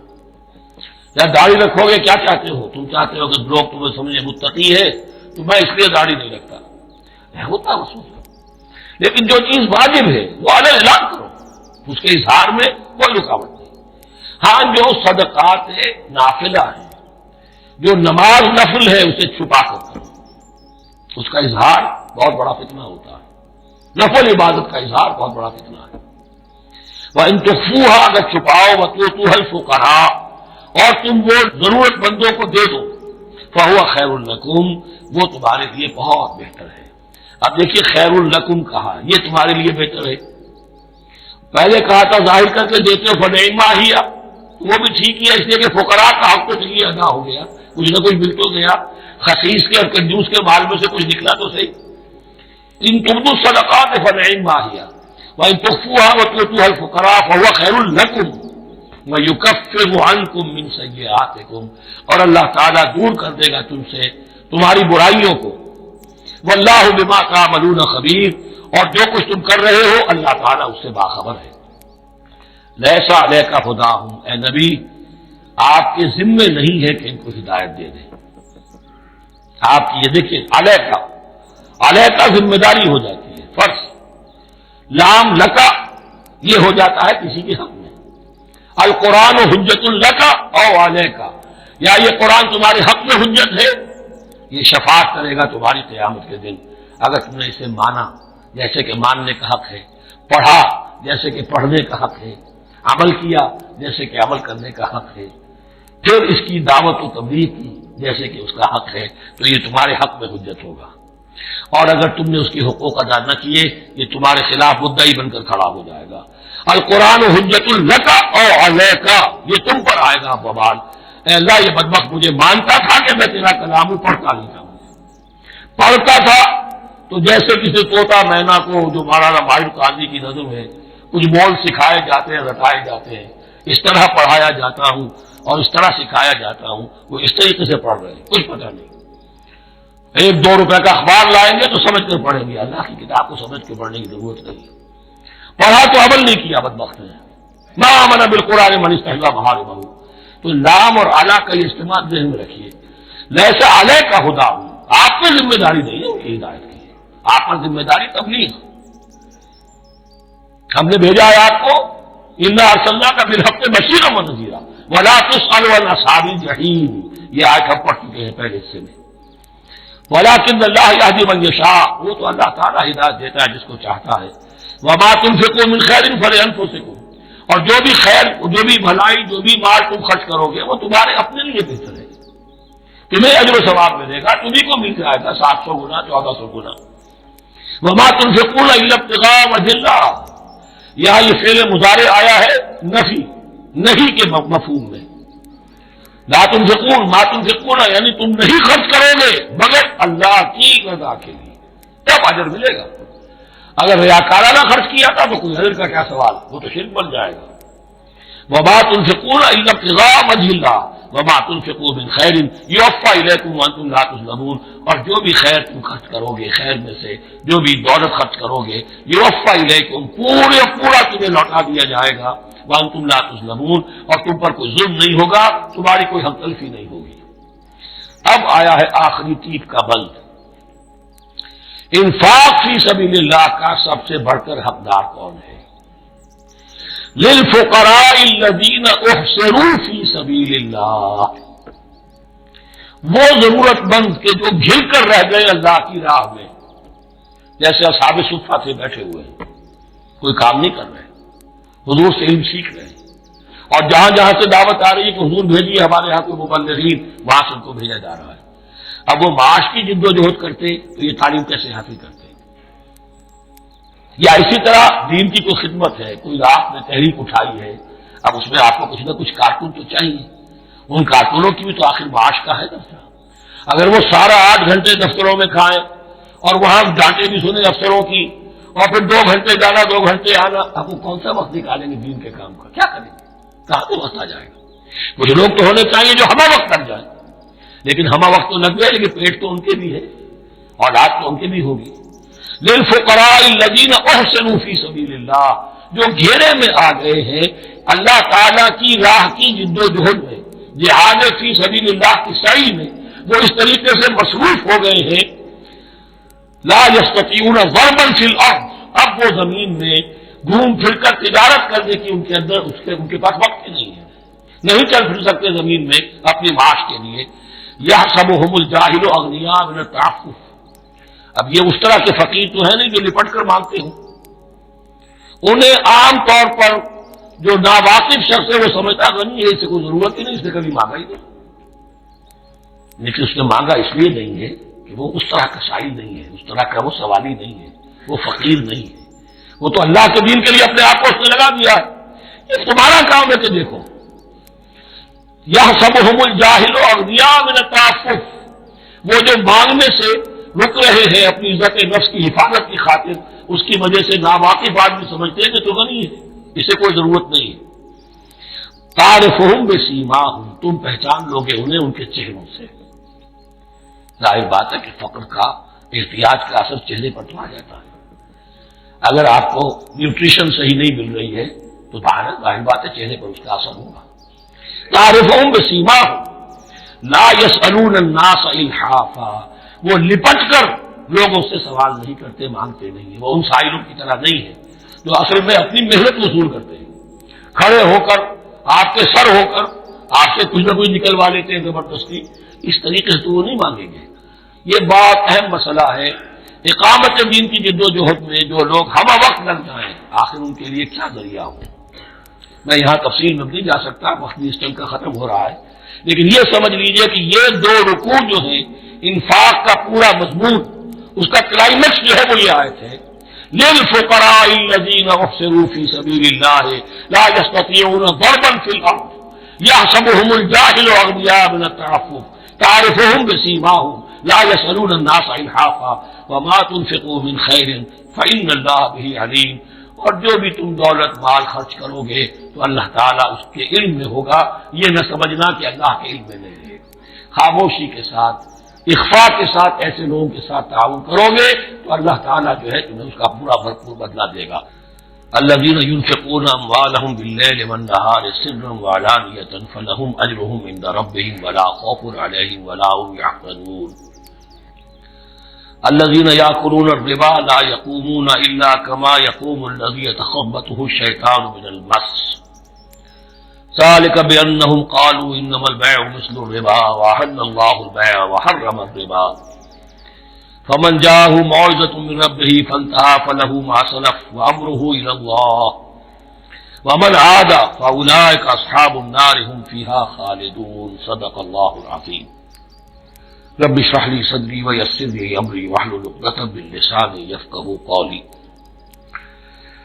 اب اس سورہ مبارکہ کا وہ رکوع ہم پڑھ رہے ہیں کہ جو آج کے حالات میں اہم ترین ہے، اس لیے کہ اس دور میں اللہ کے خلاف بغاوت کی سب سے بڑی شکل تو ہے غیر اللہ کی حاکمیت کا تصور، سب سے بڑا شرک یہ ہے۔ نفسیاتی اعتبار سے سب سے بڑا شرک مادے پر توکل، بتوں سے تجھ کو امید خدا سے نو امیدی، مجھے بتا تو صحیح اور کافری کیا ہے۔ لیکن یہ نفسیاتی اور داخلی بات ہے۔ خارجی اور واقعاتی دنیا میں سب سے بڑا شرک اس وقت وہ غیر اللہ کی حاکمیت، جو اب عوامی شکل اختیار کر گئی، عوامی حاکمیت۔ اور اس کے بعد اس وقت کے گناہوں میں، بدعملی میں سب سے بڑا فساد جو ہے وہ سود کی بنیاد پر ہے۔ سب سے بڑا فتنہ، سب سے بڑا فساد دنیا میں جو اس وقت سب سے بڑی شیطنت ہے، جو یہودیوں کے ذریعے سے پورے گلوب کو اپنی گرفت میں لینے کے لیے بےتاب ہے، وہ یہی ہے جو سود کاٹ کرنا ہے، اس کی حرمت۔ یہاں ایک سوال میرے ذہن میں کبھی کبھی پیدا ہوتا تھا کہ یہ جو پہلی آیت ہے اس کا تعلق تو انفاق فی سبیل اللہ کے ساتھ ہے، اسے پچھلے رکوع کے ساتھ شامل ہونا چاہیے تھا، لیکن بعد میں یہ حقیقت مجھ پر منکشف ہوئی کہ بڑی حکمت کے ساتھ اس آیت کو اس رکوع کے ساتھ شامل کیا گیا ہے، وہ حکمت میں بعد میں بیان کروں گا۔ الذین ینفقون اموالہم باللیل والنہار، وہ لوگ کہ جو اپنا مال خرچ کرتے رہتے ہیں رات کو بھی دن میں بھی، سرم وعلانیۃ، خفیہ طور پر بھی اعلانیہ بھی، صدقات واجبہ اعلانیہ، صدقات نافلہ خفیہ، انفاق فی سبیل اللہ خفیہ۔ فلہم اجرہم عند ربہم ولا خوف علیہم ولا هم یحزنون، ان کے لیے ان کا اجر محفوظ ہے ان کے رب کے پاس، نہ ان پر کوئی خوف طاری ہوگا اور نہ ہی وہ کسی حزن سے دوچار ہوں گے۔ الذین یاکلون الربا، اب ربا کا مسئلہ شروع ہو رہا ہے، جو سود کھاتے ہیں۔ وجہ کیا ہے؟ اصل مسئلہ ہے اس سرپلس ویلیو کا۔ آپ کا کوئی شغل ہے، آپ کی ملازمت ہے، آپ کما رہے ہیں، آپ کا خرچ پورا ہو رہا ہے، کچھ بچت بھی ہو رہی ہے۔ اب اس بچت کا اصل مصرف کیا ہے؟ یسألونک ماذا ينفقون قل اللہ، اصل راستہ تو یہ ہے کہ اس کو دے دو اللہ کی راہ میں، یا محتاجوں کو یا اللہ کے دین کو۔ لیکن اب جو سود خورانہ ذہنیت ہے وہ یہ کہ اس بچت کو بھی مزید کمائی کا ذریعہ بناؤ، یہ سود خورانہ ذہنیت ہے۔ لہذا اصل میں سود خوری انفاق کا کی ضد ہے، اور یہ عقدہ مجھ پر کھلا جبکہ القرآن یفسر بعضہ بعضا، اس اصول کے تحت جب سورہ روم کی آیات کا میں نے مطالعہ کیا، وہاں یہی شکل آپ کو نظر آئے گی کہ ان دونوں کو مقابلے میں لایا گیا ہے، اللہ کی رضا جوئی کے لیے انفاق اور ربا، سود پر رقم دینا۔ وما آتیتم من ربا لیربو فی اموال الناس فلا یربو عند اللہ، جو کچھ تم دیتے ہو سود پر کہ وہ بڑھے لوگوں کے مال میں، محنت وہ کر رہا ہے اور آپ اس کی کمائی میں سے آپ وصول کر رہے ہیں اپنے اس سرمایہ کی وجہ سے، تو یہ گویا کہ آپ کا مال اس کے مال میں اس کی محنت سے بڑھ رہا ہے۔ الذی ما آتیتم من ربا لیربو فی اموال الناس فلا یربو عند اللہ، اللہ کے ہاں بڑھوتری نہیں ہوتی۔ وما آتیتم من زکوۃ تریدون وجہ اللہ فاولئک هم المضعفون، اور وہ جو تم زکوٰۃ اور صدقات میں دے دیتے ہو اللہ کی رضا جوئی کے لیے، تو وہ ہے جو دوہرے چوہرے کر رہے ہیں، ان کا مال بڑھ رہا ہے، اس کی بڑھوتری ہو رہی ہے۔ تو انفاق فی سبیل اللہ، صدقات، زکوٰۃ، اس کے بالمقابل، اس کے برعکس ہے اپنی اس بچت کے مال کو، اور آپ کو معلوم ہے آج کی بینکنگ سسٹم کا سب سے زیادہ بچت کی اسکیم، اور یہ سب کا سب جو ہے در حقیقت saving bank, saving account, save کرو، لیکن سیو کرو مزید کمانے کے لیے۔ سیو جو ہے اس لیے نہیں ہے کہ اپنا پیٹ کاٹو اور غربا کو دو، اپنا سٹینڈرڈ آف لیونگ کم کرو اور اللہ کے دین کے لیے خرچ کرو، یہ نہیں، بلکہ اس لیے کہ وہ جو تم بچاؤ وہ ہمیں دو، تاکہ وہ ہم سود پر زیادہ رقم، زیادہ شرح سود پر دوسروں کو دے اور تھوڑا شرح سود تمہیں دے دے۔ اب اس کے برعکس سے الذین یاکلون الربا، جو لوگ سود کھاتے ہیں، لا یقومون الا کما یقوم الذی یتخبطہ الشیطان من المس، وہ نہیں کھڑے ہوتے مگر ان کی طرح سے کہ جن کو شیطان نے مخبوط الحواس بنا دیا ہو چھو کر۔ یہاں عام طور پر یہ سمجھا گیا کہ یہ قیامت کے دن کا نقشہ ہے، یہ قیامت کے دن کا نقشہ تو ہوگا ہی، اس دنیا میں بھی سود خوروں کا حال یہی ہے، اور اگر ان کا نقشہ دیکھنا ہو تو کسی سٹاک ایکسچینج کو جا کے دیکھ لیجیے، معلوم ہوگا دیوانے ہیں، پاگل ہیں، چیخ رہے ہیں، دوڑ رہے ہیں، بھاگ رہے ہیں، وہ انسان نہیں نظر آتے اس وقت جو بھی کچھ ہو رہا ہوتا سٹاک ایکسچینج کے اندر، مخبوط الحواس انسان جو ہے وہ ہو جاتا ہے، یہ سود خوری کی وجہ سے۔ الذین یاکلون الربا لا یقومون الا کما یقوم الذی یتخبطہ الشیطان من المس ذلک بانہم قالوا انما البیع مثل الربا، اور ان کے سب سے بڑھ کر مخبوط الحواس ہونے کا مظہر یہ ہے، یہ اس لیے کہ وہ کہتے ہیں کہ بیع بھی تو ربا کی طرح ہے، بیع بھی تو سود ہے، میں نے 100 روپے کا مال خریدا 110 میں بیچ دیا، 10 بچ گئے، یہ ربا ہے، ربا جائز ہے۔ 100 روپے کسی کو دیے اور 110 لیے، یہ سود ہو گیا، بھائی کیوں ہو گیا؟ 100 روپے کی شے دے دی، 100 روپیہ دے دیا، کیا فرق پڑا؟ 10 لاکھ کا مکان بنایا، 4000 کے قرضے کے بہانہ کرائے پر دے دیا، جائز ہو گیا۔ 10 لاکھ کسی کو دیا اور اس سے 4000 روپیہ مہینہ دینا شروع کیا، یہ سود ہو گیا، حرام ہو گیا۔ عقلی طور پر یہ باتیں ہیں کہ جو سود کے حامیوں کی طرف سے کہی جاتی ہیں۔ انما البیع مثل الربا، بیع میں کبھی جو نفع ہوتا ہے، ربح اور ربا، یہ میں اس کو بیان کر چکا ہوں سورہ بقرہ کے دوسرے رکوع کے ضمن میں۔ تو یہ جان لیجئے کہ اس ظاہری سی مناسبت کی وجہ سے ان کا مخبوط الحواس لوگ جو ہیں وہ اس دونوں کے اندر کوئی فرق محسوس نہیں کرتے. یہاں اللہ تعالیٰ نے ان کے قول کا عقلی جواب نہیں دیا، بلکہ جواب کیا دیا؟ احل اللہ البیع وحرم الربا. اللہ نے بیع کو حلال قرار دیا ہے اور ربا کو حرام قرار دیا ہے. اب تم بات یہ کرو، اللہ کو مانتے ہو یا نہیں؟ رسول کو مانتے ہو یا نہیں؟ قرآن کو مانتے ہو کہ نہیں؟ یا اپنی عقل کو مانتے ہو؟ اگر تم مسلمان ہو، اگر تم مومن ہو، تو اللہ کا حکم جو وہ فرمائے، نہ صرف اللہ کا، جو رسول کہیں. ما آتاکم الرسول فخذوہ وما نہاکم عنہ فانتہوا. جو کچھ رسول تمہیں دے دے لو، اور جس چیز سے روکتے رک جاؤ. یہ تو شریعت کا معاملہ ہے. ویسے اس میں جو فرق واقع ہوتا ہے وہ یہ ہے کہ ایک ہے فلوئڈ منی، فلوئڈ کیپٹل، ایک ہے فکس کیپٹل. مکان 10 لاکھ کا ہے، لیکن مکان سے جو شخص دے رہا فائدہ کیا اٹھائے گا؟ 1 مہینے رہے گا نا، بس اس کا بدل آپ نے لے لیا. 10 لاکھ روپے کسی کو نقد دے دیے، وہ کسی کام میں لگائے گا. 12 لاکھ بھی بن سکتے ہیں، 15 بھی لگ سکتے ہیں، 8 بھی رہ سکتے ہیں. اس میں آپ نے فکس جگہ لیا تو یہ حرام ہے. ان دونوں میں اگرچہ عام طور پہ کہا جائے گا یہ بھی کیپٹل ہے وہ بھی کیپٹل ہے، مکان بھی تو سرمایہ کی ایک شکل ہے، لیکن یہ فکس کیپٹل ہے، اس کی شکل بدل نہیں رہی ہے.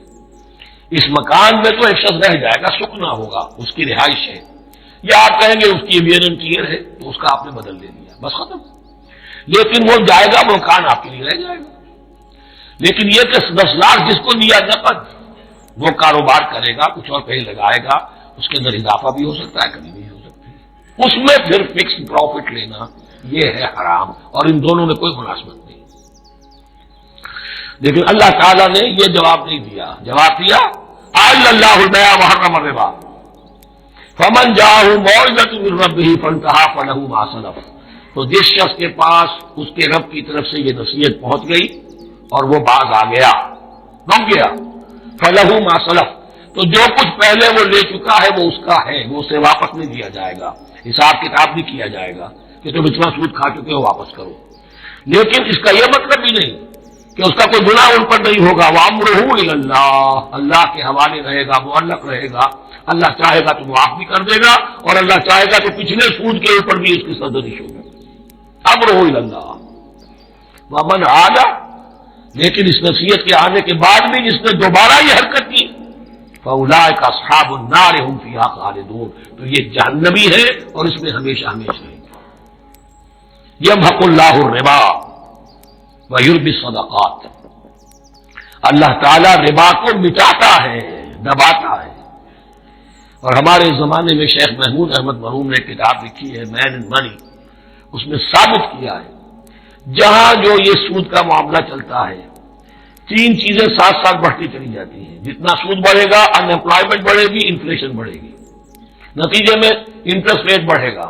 جیسے انٹرسٹ ریٹ بڑھے گا ان امپلائمنٹ مزید ہوگی، انفلیشن زیادہ ہوگی. اس سے وشس سرکل، اور اسی کے نتیجے میں تباہی ہو جاتی ہے، چھپی رہتی ہے وہ تباہی. وہ تو ایک ہی وقت میں بینک کرپٹ ہوگا، تو بینک، بڑے بڑے بینک جو ہے دیوالے نکلیں گے. ابھی جو کوریا کا حشر ہو رہا ہے اور جو اس سے پہلے روس کا ہو چکا ہے، یہ سارا جو ہے یہ یوں سمجھیے شیش محل کی طرح ہے. اس میں تو ایک پتھر پڑے گا تو ٹکڑے ہو جائیں گے.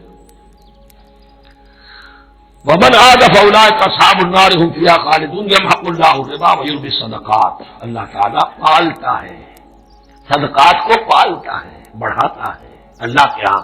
وہ آیت میں سنا چکا ہوں آپ کو، سورہ روم کی 39ویں آیت ہے یہ. وَمَا آتَيْتُم مِّن رِّبًا لِّيَرْبُوَ فِي أَمْوَالِ النَّاسِ فَلَا يَرْبُو عِندَ اللَّهِ وَمَا آتَيْتُم مِّن زَكَاةٍ تُرِيدُونَ وَجْهَ اللَّهِ فَأُولَٰئِكَ هُمُ الْمُضْعِفُونَ. واللہ لا يحب كل کفار اثیم، اور اللہ کو ہرگز پسند نہیں ہے وہ سب جو ناشکرے ہیں اور گناہ گار ہیں. ان الذين آمنوا وعملوا الصالحات واقاموا الصلاة وآتوا الزكاة لهم اجرهم عند ربهم ولا خوف عليهم ولا هم يحزنون. ہاں جو لوگ ایمان لائے اور نیک عمل کریں.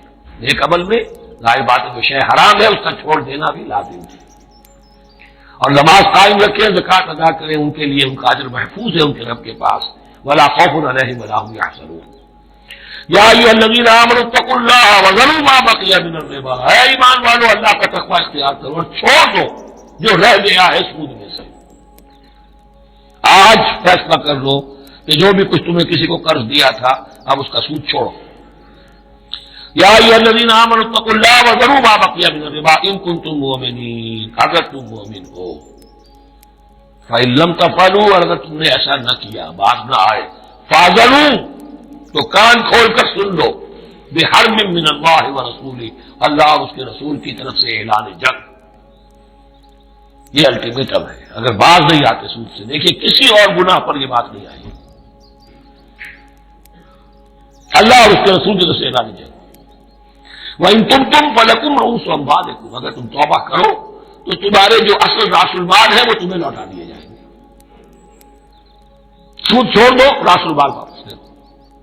لا تظلمون ولا تظلمون، نہ تم ظلم کرو سود لے کر، اور نہ تم پر ظلم کیا جائے کہ تمہارا راس المال بھی دبا دیا جائے. لا تظلمون ولا تظلمون. وَإِن كَانَ ذُو عُسْرَةٍ، اور اگر تمہارا جو مقروض ہے وہ تنگی میں ہے، وہ تنگ دستی میں ہے، فَنَظِرَةٌ إِلَىٰ مَيْسَرَةٍ، تو انہیں انتظار کرو، پھر اسے مہلت دو کہ اس کے حق کشادگی پیدا ہو جائے، آسانی سے وہ آپ کی رقم، آپ کا قرض واپس کر سکے. لیکن اس سے بھی آگے وَأَن تَصَدَّقُوا خَيْرٌ لَكُمْ، تم صدقہ ہی کر دو. تمہارا بھائی غریب تھا، اس کو تم نے قرض دیا تھا، کوئی سود لے کر کھا بھی چکے ہو، اب جو ہے سود، اب تو باقی سود کو تو چھوڑا ہی ہے، اگر وہ راس المال بھی بخش دو اس کو، یہ انفاق ہو جائے گا، یہ قرض حسنہ اللہ کو ہو جائے گا، یہ تمہارا جو ہے ذخیرہ آخرت بن جائے گا. تو یوں سمجھیے کہ جو بھی جو ہے جس کو سرپلس ویلیو میں نے کہا تھا اسلامی معیشت کے اندر، جو بچت ہے آپ کی، اس بچت کا سب سے اونچا مصرف کیا ہے؟ صدقہ دے دو، انفاق کر دو. اس سے کم تر کیا ہے؟ قرض حسنہ، قرض دے دو کسی کو تاکہ وہ اپنی ضرورت چلا لے، اس کا کاروبار رکا ہوا تھا وہ چل پڑے گا، اور تمہیں پھر وہ اپنی اصل رقم واپس کر دے گا. یہ قرض حسنہ اس سے کم تر درجہ ہے. تیسرا درجہ ایک اور بھی ہے جو جائز تو ہے مکروہ، پسندیدہ نہیں ہے. تم زیادہ ہی خسیس ہو، چلو مزارمت پر دے دو، اور مزارمت یہ ہے کہ رقم تمہاری کام وہ کرے گا. اگر بچت ہو جائے تو تم بھی لے لینا، اگر نقصان ہو جائے تو کوئی تاوان نہیں لے سکتے اس سے. یہ ہے مزارمت. اس کے بعد اگر تم کہو کہ میں دے رہا ہوں، مجھے اتنے % تمہارا تم نے دینا ہی دینا ہے، اس سے بڑھ کر حرام سے کوئی نہیں.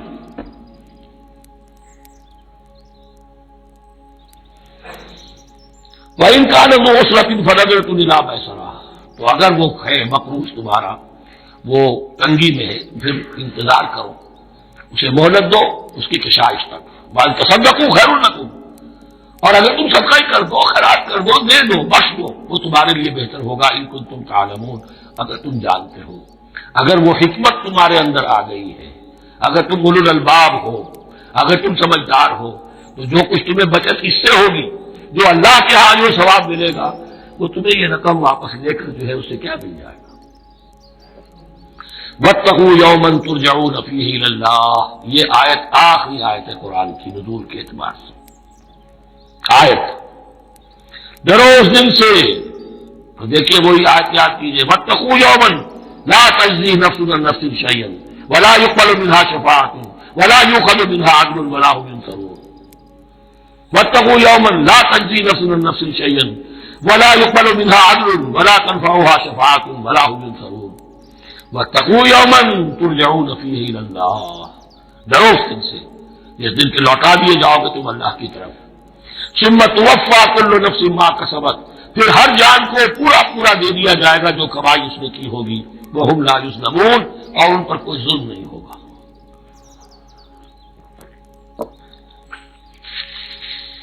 اب یہ قرآن مجید کی طویل ترین آیت آ رہی ہے، آیت دین. کوئی قرض کا معاملہ ہے، کوئی قرض کا معاملہ ہے کہ آپ نے کسی کو قرض دیا، یا کوئی کاروباری معاملہ ہے، اشتراک ہے جس میں کہ جو بھی ہوگا بعد میں نتائج نکلیں گے. ان سب کے بارے میں حکم ہے کہ لکھ لیا کرو. ہم کیا کرتے ہیں قرض دیتے ہوئے، ہم دوست ہے، بھائی ہے، عزیز ہے، کیا لکھوانا، اس سے کیا کہے گا، اعتماد نہیں ہے. کاروبار شروع ہو گیا، زبانی باتیں کر لی، اس کے بعد رو رہے ہیں، چیخ رہے ہیں، چلا رہے ہیں. تو حدیث میں آتا ہے کہ اللہ تعالیٰ 3 قسم کے لوگوں کی فریاد سنتا ہی نہیں. ایک وہ جو قرض دیتے ہوئے یا کوئی معاملہ کرتے ہوئے لکھواتا تو ہے نہیں اور بعد میں روتا. ایک وہ کہ جو اپنی بیوی کے ہاتھوں تنگ بھی ہے اور شکوہ بھی کرتا ہے، شکایت بھی کرتا ہے، فریاد بھی کرتا ہے، طلاق بھی دیتا. اللہ نے راستہ کھولا ہوا تمہارے لیے. تو اللہ ویسے لوگوں کی فریاد نہیں سنتا. تیسرا مجھے یاد نہیں. یا ایھا الذین آمنوا اذا تداینتم بدین الی اجل مسمى فاکتبوہ، اے اہل ایمان جب بھی تم کوئی معاملہ کرو قرض کا ایک وقت معین تک کے لیے، تو وقت معین ہونا چاہیے. یہ قرض دے رہے کب واپس ہوگا. فاکتبوہ، تو اس کو لکھ لیا کرو. یہ فعل امر ہے، الامر للوجوب، واجب ہے. وَلْيَكْتُبْ بَيْنَكُمْ كَاتِبٌ بِالْعَدْلِ، اور چاہیے کہ کوئی لکھنے والا تمہارے مابین عدل کے ساتھ، لکھنے والا کوئی ڈنڈی نہ مار جائے، انہیں بھی چاہیے کہ وہ صحیح صحیح لکھے. وَلَا يَأْبَ كَاتِبٌ أَن يَكْتُبَ كَمَا عَلَّمَهُ اللَّهُ فَلْيَكْتُبْ، اور کسی بھی شخص کو جسے اللہ نے سکھایا ہوا ہے کتابت لکھنے کا کام، تو اس کو انکار نہیں کرنا چاہیے لکھنے سے. اللہ نے اسے یہی دیا ہے، اسے چاہیے کہ لکھ دے. اس لیے کہ اس معاشرے میں پڑھے لکھے لوگ تو بہت کم ہوتے تھے. اب بھی یہ ہوتا ہے، رائز نویس وغیرہ ہوتے ہیں، وثیقہ نویس ہوتے ہیں، پیسے دے کے ان کو جو لکھواتے ہیں. لیکن اگر کوئی وثیقہ نویس بے ایمانی کرے اور لکھنے میں کوئی کمی کر جائے تو جو جس کے اوپر ذمہ داری ہے اسے نقصان پہنچ جائے گا. وَلْيَكْتُبْ بَيْنَكُمْ كَاتِبٌ بِالْعَدْلِ، اور چاہیے کہ لکھنے والا تمہارے مابین انصاف کے ساتھ لکھے. وَلَا يَأْبَ كَاتِبٌ أَن يَكْتُبَ كَمَا عَلَّمَهُ اللَّهُ فَلْيَكْتُبْ، اور نہ انکار کرے کوئی لکھنے والا اس سے کہ وہ لکھے جیسے اللہ نے اسے سکھایا ہے تو لکھنا چاہیے. وَلْيُمْلِلِ الَّذِي عَلَيْهِ الْحَقُّ، لکھتے وقت املا وہ کرائے جس کے ذمے رقم آ رہی ہے، جس پر حق آ رہا ہے، علیہ الحق، وہ لکھوائے. جس کا مال ہے وہ نہ لکھوائے، جس پر ذمہ داری آ رہی ہے وہ لکھوائے کہ میں کیا ذمہ داری لے رہا ہوں.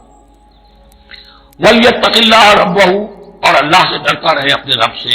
وَلَا يَبْخَسْ مِنْهُ شَيْئًا، اور لکھوانے میں اس میں سے کوئی شے کم نہ کر دے. فَإِنْ كَانَ الَّذِي عَلَيْهِ الْحَقُّ سَفِيهًا، اب اگر وہ جو مقروض ہے، جو قرض لے رہا ہے، جس کے ذمے کوئی ذمہ داری آ رہی ہے، وہ ناسمجھ ہے یا بوڑھا ہے، ضعیف ہے، اور لا يستطيع ان يمل، یا اس کے اندر یہ اتنی صلاحیت نہیں ہے کہ املا کرا سکے، یہاں املا کے معنی میں ہے. ہوا فَلْيُمْلِلْ وَلِيُّهُ بِالْعَدْلِ، تو اگر وہ نہیں املا کرا سکتا تو اس کا کوئی ولی ہو، اس کا کوئی وکیل ہو، اس کا کوئی اٹارنی ہو، وہ اس کی طرف سے اس کو لکھوائے. وَاسْتَشْهِدُوا شَهِيدَيْنِ مِن رِجَالِكُمْ، یہ ایک آیت چل رہی ہے ابھی، پورے رکوع کے اوپر ایک آیت پھیلی ہوئی ہے، سوائے آخر میں تھوڑا سا ایسا دوسری آیت آئے گی. وَاسْتَشْهِدُوا شَهِيدَيْنِ مِن رِجَالِكُمْ، اور گواہ بنا لیا کرو دو اپنے مردوں میں سے.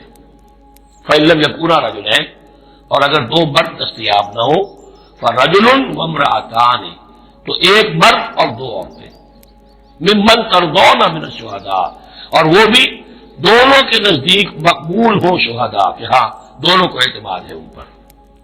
اب یہ جو سوال آ گیا کہ ایک مرد کی جگہ دو عورتیں، دو مرد یا پھر ایک مرد کا ہونا تو لازم ہو گیا، محض عورت کی گواہی نہیں چلے گی. لیکن اس کا آیا مسئلہ ہر قسم کے معاملے کا ہے یا قرض اور مالی معاملات میں وثیقہ نویسی کا، یہ ایک الگ مسئلہ ہے. یہ تو باتیں پھر فقہاء کے یہاں تفصیل سے ملتی ہیں. لیکن یہ مسئلہ موجود ہے کہ دو مرد، اور اگر دو مرد دستیاب نہ ہو تو ایک مرد اور دو عورتیں. تو سوال تو پیدا ہو گیا کہ کیا عورت کی گواہی آنی ہے. ان تضل احداہما فتذکر احداہما الاخری، مبادا ان میں سے کوئی ایک بھول جائے تو یاد کرا دے دوسری. عقلی سوال پیدا ہو گیا، کیا مرد نہیں بھول سکتا؟ کیا جواب ہے اس کا؟ جواب یہ ہے کہ واقعتاً اللہ تعالیٰ نے عورت کے اندر نسیان کا مادہ زیادہ رکھا ہے.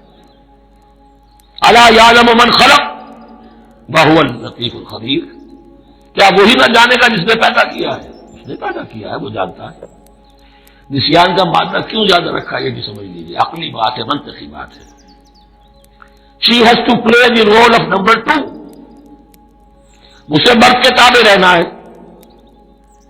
جو نمبر 2 ہوتا ہے اس کے اوپر اس کی کبھی احساسات کے اوپر، کبھی جذبات کے اوپر کوئی نہ کوئی کوفت، کوئی قدورت آتی ہے. اور اس میں اللہ تعالیٰ نے ان کا سیفٹی والو رکھا ہوا، بھول جانا.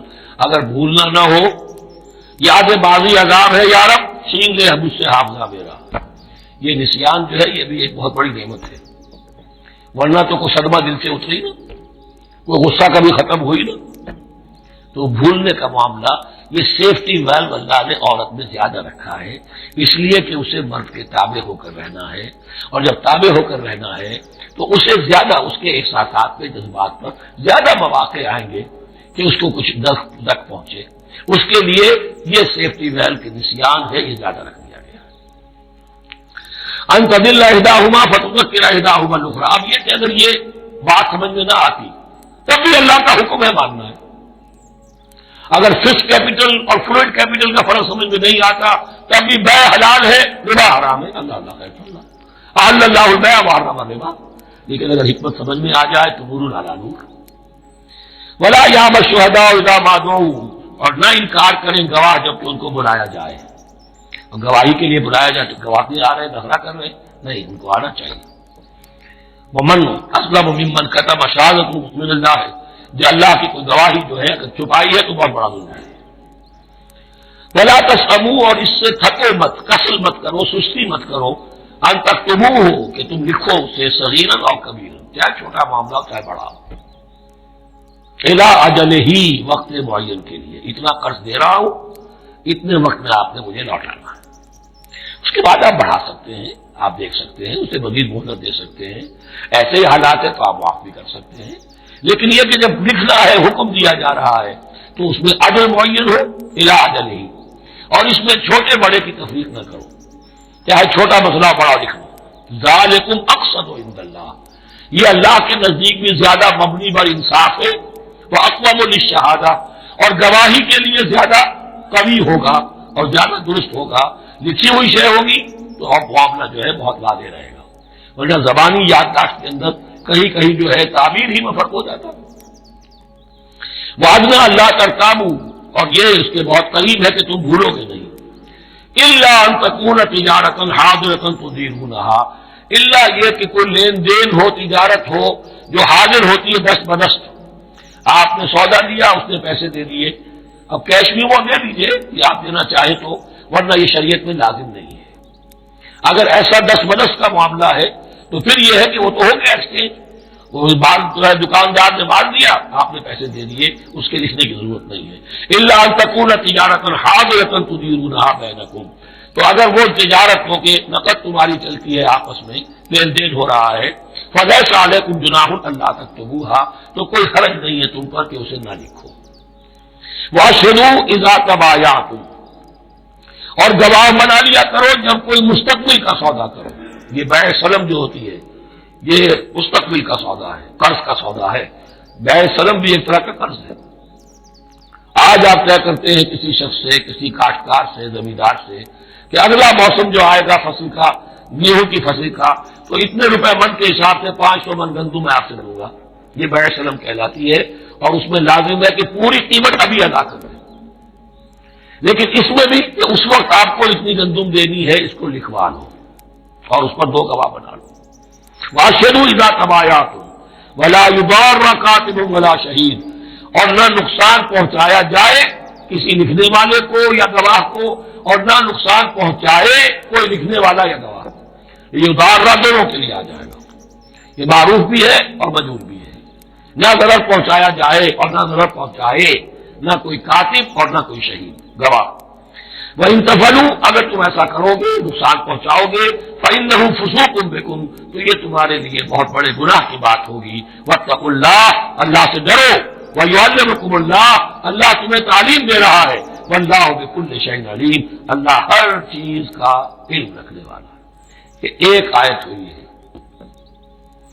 آخری پارے کی، میرا غیر 4 5 6 صورتیں جمع کر لے تو جا کر یہ ایک آیت کا حجم برابر ہوگا. جو میں نے کہا تھا کہ آیات کی تعین توقیفی ہے، یہ ہمارے حساب کتاب سے، گرامر سے، منطق سے، علم بیان سے کسی سے کوئی تعلق نہیں. وَإِن كُنتُمْ عَلَىٰ سَفَرٍ. اور اگر تم سفر پر ہو، وَلَمْ تَجِدُوا كَاتِبًا. اب وہاں کوئی لین دین کا معاملہ ہو گیا، قرض کا ہو گیا، کاتب کوئی ہے نہیں. فَرِحَانٌ مَقْبُوضَةٌ. تو کوئی گروی شے رکھ لو قبضے میں. فلاں شے آپ کے قبضے میں رہے گی، آپ اتنے پیسے مجھے دے دیجیے، میں جب یہ واپس کر دوں گا اپنی چیزیں آپ میری چیز مجھے لوٹا دیجیے. یہ رہن ہے مقبوضہ. لیکن رہن سے کوئی فائدہ اٹھانے کی اجازت نہیں، وہ سود ہو جائے گا. اگر مکان رہن میں رکھا گیا ہے قبضہ تو ہوگا اس کا، لیکن یہ کہ وہ اس کا کرایہ نہیں دے سکتا، کرایہ مالک کو جائے گا، اس سے کوئی استفادہ نہیں کر سکتا اس مال سے۔ رہان المقبوضہ فإن أمن بعضكم بعضا، پھر اگر کوئی شخص اب اطمینان کرتا ہے اور اعتبار کرتا ہے تم میں سے بات کسی بات کا، فَلْيُؤَدِّ الَّذِي اؤْتُمِنَ أَمَانَتَهُ، تو اب چاہیے اس شخص کو کہ جس کے اوپر یہ امانت آئی ہے، اگرچہ اس کے پاس رہن دینے کو کچھ نہیں تھا، یا یہ کہ دوسرے بھائی نے اس پر اعتماد کیا اور اس کی وجہ سے کوئی شے رہن نہیں لی، تو اب اس سے کوئی غلط فائدہ نہ اٹھائے، وہ گویا کہ اس کے پاس جو اس نے قرض لیا امانت ہے، اس کے پاس وہ امین بنایا گیا ہے۔ فَلْيُؤَدِّ الَّذِي اؤْتُمِنَ أَمَانَتَهُ، کہ آپ اپنی امانت واپس لوٹائے، وَلْيَتَّقِ اللَّهَ رَبَّهُ، اور ڈرے اللہ سے جو اس کا رب ہے، وَلَا تَكْتُمُوا الشَّهَادَةَ، اور دیکھو گواہی کو چھپایا نہ کرو، وَمَن يَكْتُمْهَا فَإِنَّهُ آثِمٌ قَلْبُهُ، اور جو کوئی گواہی کو چھپائے گا تو اس کا دل گناہ میں مبتلا ہو جائے گا، دل داغدار ہو گیا تو رہ کیا گیا۔ وَاللَّهُ بِمَا تَعْمَلُونَ عَلِيمٌ، اور جو کچھ تم کر رہے ہو اللہ اسے جانتا ہے۔ اللہ کے فضل و کرم سے آخری رکوع پر ہم پہنچ گئے، اور یہ بڑا ایک سمجھئے 3 آیتوں پر مشتمل رکوع ہے، جیسے کہ وہ رکوع جو ہم نے پڑھا تھا جس میں آیت کرسی 4 آیتیں ہیں وہ، اور یوں کہہ کے کہا جا سکتا ہے کہ یہ 2 رکوع ایک دوسرے کے بالکل بالمقابل ہیں اپنی عظمت میں اور مقام میں۔ آیت الکرسی کی جگہ یہاں ایک دعا کی آیت ہے، جامع ترین دعا جو آئے گی آخری آیت میں، للہ ما فی السماوات و ما فی الارض۔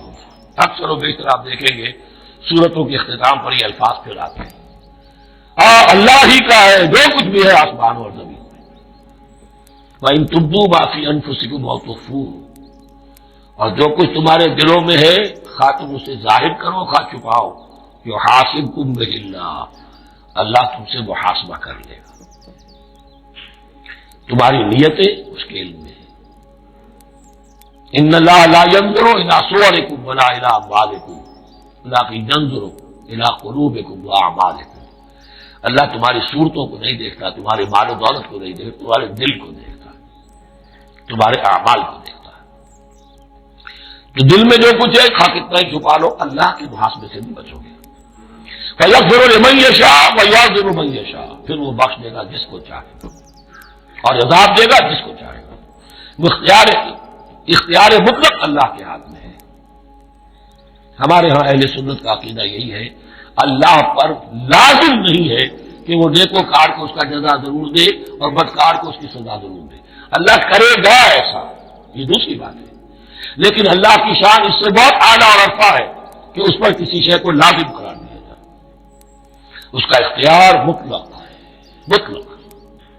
یفعل اللہ ما یرید یفعل اللہ ما یشاء، اہل تشیع کا کہنا یہ ہے کہ اللہ پر عدل واجب ہے، اہل سنت کہتے ہیں اللہ عدل کرے گا، جزا و سزا میں عدل ہوگا، یہ ہم مانتے ہیں واقعہ ہے، لیکن ہم یہ نہیں کہتے کہ اللہ پر عدل واجب ہے، اللہ پر کوئی شے واجب نہیں، بلکہ اللہ نے تو کتب علی نفسہ الرحمہ، اپنے اوپر واجب کیا ہے رحمت کو، وجوب کا لفظ جو آتا ہے اللہ پر تو وہ تو رحمت کا ہے، کتب علی نفسہ الرحمہ، اللہ نے اپنی ذات کے اوپر واجب کر لیا رحمت کو۔ تو اللہ علی کل شیء قدیر، اور اللہ ہر چیز کی قدرت رکھتا ہے۔ آمن الرسول بما انزل الیہ من ربہ والمؤمنون، ایمان لائے رسول صلی اللہ علیہ وسلم اس چیز پر کہ جو نازل کی گئی ان کی جانب ان کے رب کی طرف سے۔ غور طلب بات ہے، یہ بڑا باریک نکتہ ہے۔ نبی پر جب وحی آئی ہے کیسے پہچان دیا کہ یہ بدروح نہیں ہے، یہ جبرائیل ہے؟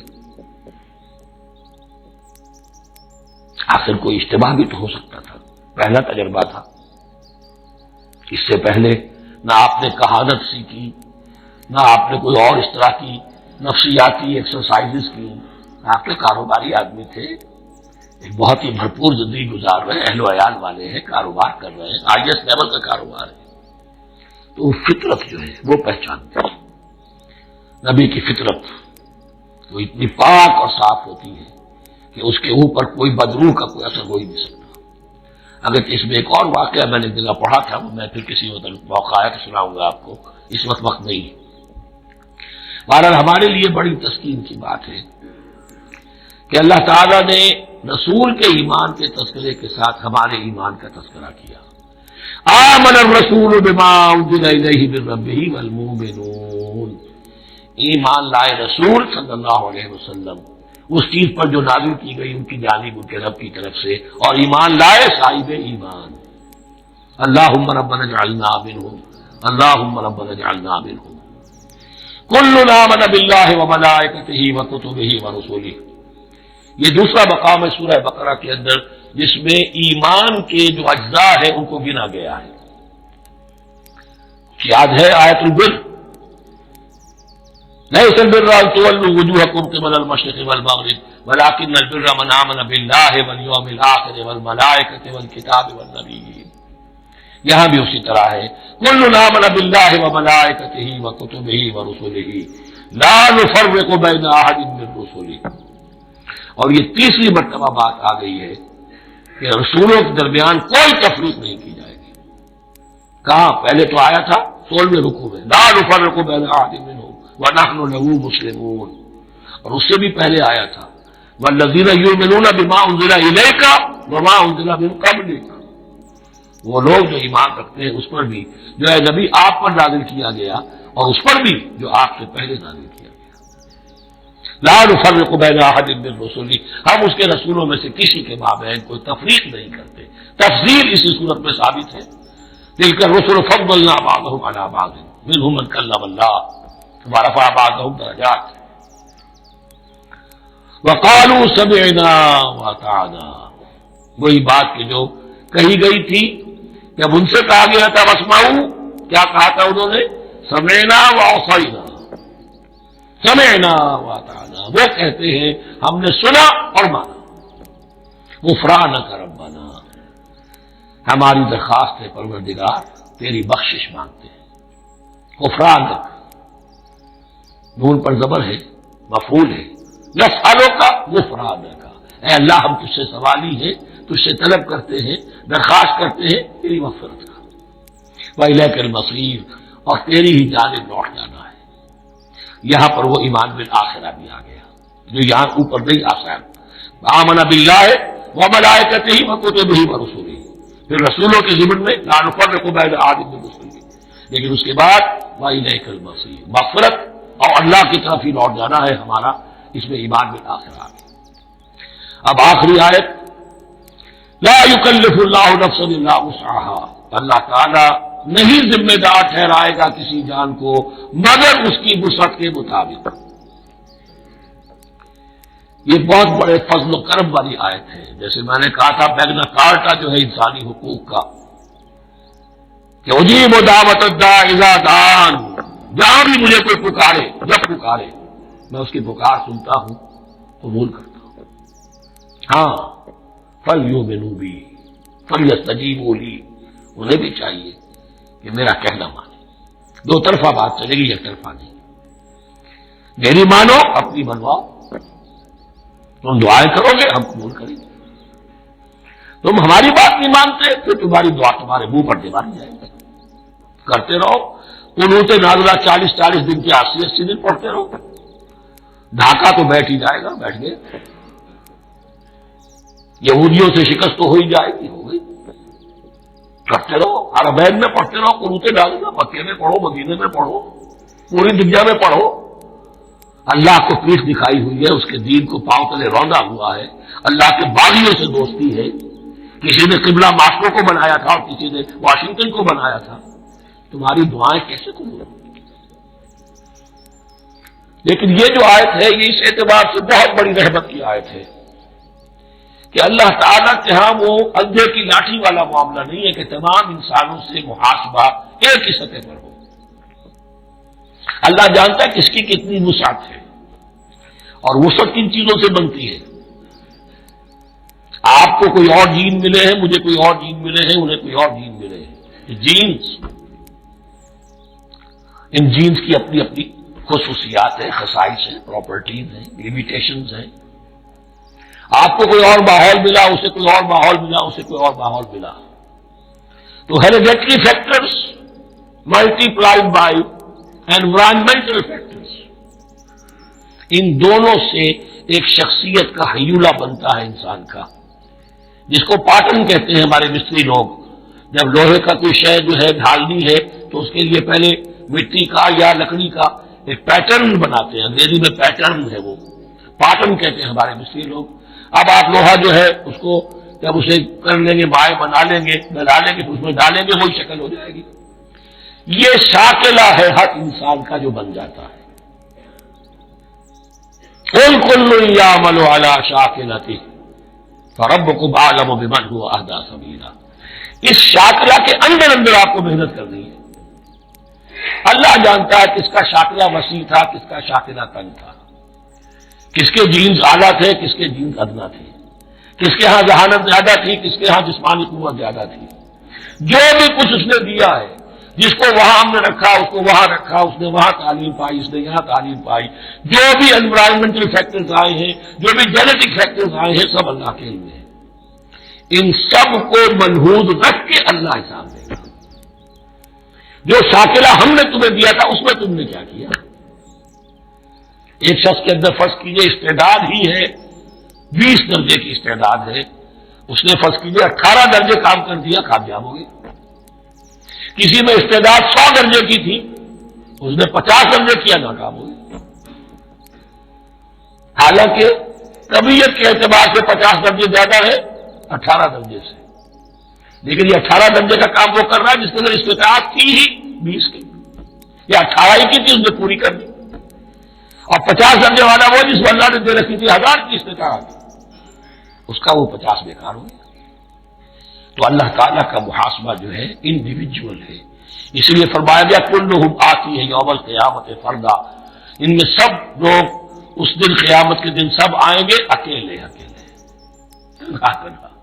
ہر ایک کا حساب ہوگا وہاں، اور ہر ایک کا حساب ہوگا لا یکلف اللہ نفسا الا وسعها، اللہ ذمہ دار نہیں ٹھہرائے گا کسی بھی جان کو مگر اس کی وسعت کے مطابق۔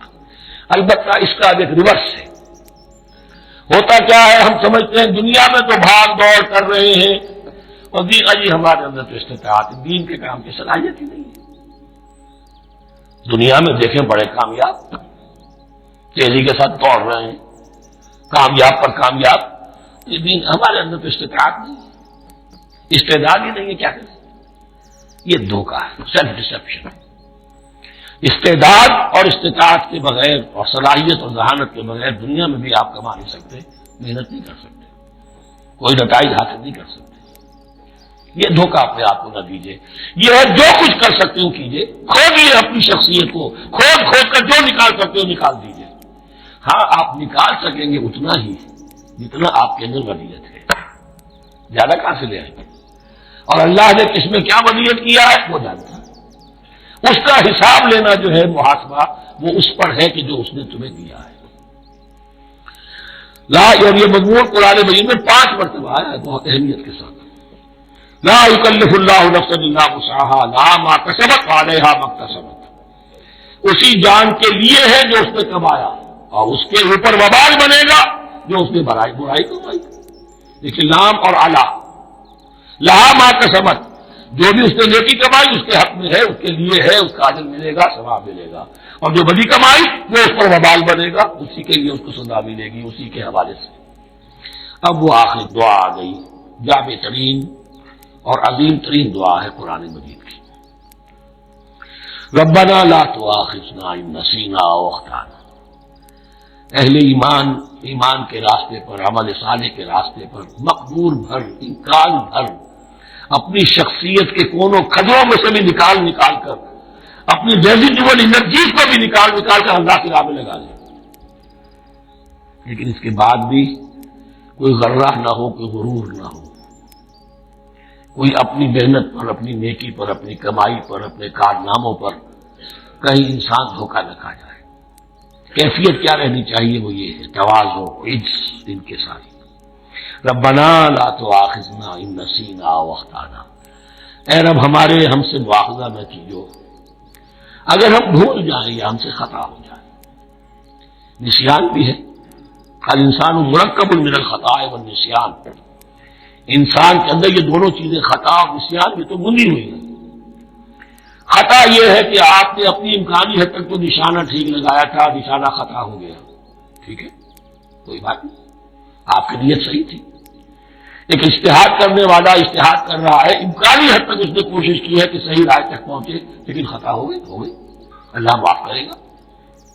اس نے اپنی امکانی کوشش کی تھی، لہذا اسے ثواب ملے گا۔ مجتہد مخطی بھی ہو تو ثواب ملے گا، مجتہد مصیب ہے، صحیح رائے پر پہنچ گیا ہے تو دوہرا ثواب ملے گا، لیکن مجتہد مخطی ہے تبھی ثواب ملے گا۔ تو بھول چوک پر، یہ بھول چوک خطا جو ہے، چوک صحیح ہے بالکل لفظ اس کے لیے، چوک ڈالا، نشانہ چوک گیا۔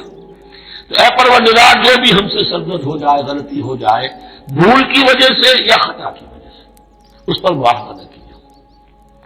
ربنا ولا تحمل علینا اصرا کما حملته علی الذین من قبلنا، اور اے رب ہمارے، ہم پر وہ بوجھ نہ ڈالیو جس سے ہم لے کر چل نہ سکیں۔ دیکھیے ایک حمل ہوتا ہے جس سے حمال کا لفظ بنا ہے، جس کو لے کر انسان چلتا ہے۔ حمال اس بوری کو یا بوجھ کو اٹھا کر چل رہا ہے، جو آپ کی طاقت میں ہے اور جسے لے کر آپ چل سکیں وہ ہے حمل، اور جو ہو آپ کو بٹھا دے، اس کو کہتے ہیں۔ یہ لفظ سورہ اعراف میں پھر آئے گا، یضع عنہم اصرہم والاغلال التی کانت علیہم۔ حضور کی شان یہ بھی تھی کہ انہوں نے لوگوں کے بوجھ جو ان کی طاقت سے بڑھ کر تھے ان کے کندھوں سے اتار دیے۔ ربنا ولا تحمل علینا اصرا کما حملته علی الذین من قبلنا، اے اللہ تو نے بڑے بڑے بھاری بوجھ ہم سے پہلے لوگوں پر ڈالے۔ شریعت بھی پہلے بھاری تھی، بہت سے معاملات ہم نے دیکھ لیے، روزہ ہمارے لیے کتنا آسان کر دیا گیا، رات کو نکال دیا روزے سے، کہہ دیا خاص طور پہ کھاؤ پیو ضرور، سحری ضرور کرو، تسحروا فإن فی السحور برکہ، کتنی آسانی ہے۔ رات میں تعلق زن و شو کی اجازت ہے، وہاں ان کے روزے میں چپ بھی تھا، چپ بھی رہو، نہ کھاؤ نہ پیو، نہ تعلق زن و شو، نہ گفتگو، تو آسانی کی ہے۔ ان کے ہاں یوم سبت کا حکم تھا اتنا سخت، کوئی کام نہیں کرو گے، ہمارے ہاں وہ تھوڑے سے وقت کے لیے، اذا نودی للصلاۃ من یوم الجمعۃ فاسعوا الی ذکر اللہ وذروا البیع، اذان سے لے کر اور نماز کے ادا ہو جانے تک ہر کاروبار دنیاوی حرام ہے، لیکن اس سے پہلے اس کے بعد آپ کر سکتے ہیں، تو آسانی ہے۔ ربنا ولا تحمل علینا اصرا کما حملته علی الذین من قبلنا ربنا ولا تحملنا ما لا طاقۃ لنا به، اور اے رب ہمارے، ہم پر وہ بوجھ نہ عائد کیجو، ہم پر ڈالیو جس کی کہ ہمارے میں طاقت نہیں۔ واعف عنا، ہم سے درگزر فرماتا رہے، ہمیں معاف کرتا رہے، واغفر لنا، اور ہمیں بخشتا رہے۔ مغفرت کا لفظ جو ہے اس کو سمجھ لیجئے، ڈھانپنا۔ مغفر کہتے ہیں خود کو، جو ہیملٹ پیٹرن ہوتا ہے تاکہ گولی جو ہے وہ سر پہ لگے تو یہ آپ کو بچا لے۔ مغفر خود پہنتے تھے تلوار کے وار سے سر کو بچانے کے لیے، سر کو ڈھانپا ہوا مغفر سے، تو گناہ کو اللہ تعالیٰ اپنی رحمت سے ڈھانپ دے۔ واغفر لنا، ہماری خطاؤں کی پردہ پوشی فرما دے۔ ورحمنا، اور ہم پر رحم فرما، انت مولانا، تو ہمارا مولا ہے، والی ہے، ہمارا پشت پناہ ہے، مددگار ہے۔ اللہ ولی الذین آمنوا یخرجہم من الظلمات الی النور فانصرنا علی القوم الکافرین، بس ہماری مدد فرما کافروں کے مقابلے میں۔ انہی الفاظ پر وہ دعا ختم ہوئی تھی جو طالوت کے ساتھیوں نے کی تھی علیہ الصلوۃ والسلام۔ اصل میں یہ دعا اب تلقین کی جا رہی ہے، مرحلہ سخت آ رہا ہے، مرحلہ سخت ہے اور جان عزیز، تاب لاتے ہی بنے گی آپ غالب۔ اب وہ مرحلہ آ رہا ہے، اس کے لیے تیار ہو جاؤ۔ یہ سارا حصہ جو ہے در حقیقت یہ تمہید ہے غزوہ بدر کی۔ بارک اللہ لی ولکم فی القرآن العظیم ونفعنی وإیاکم بالآیات والذکر الحکیم۔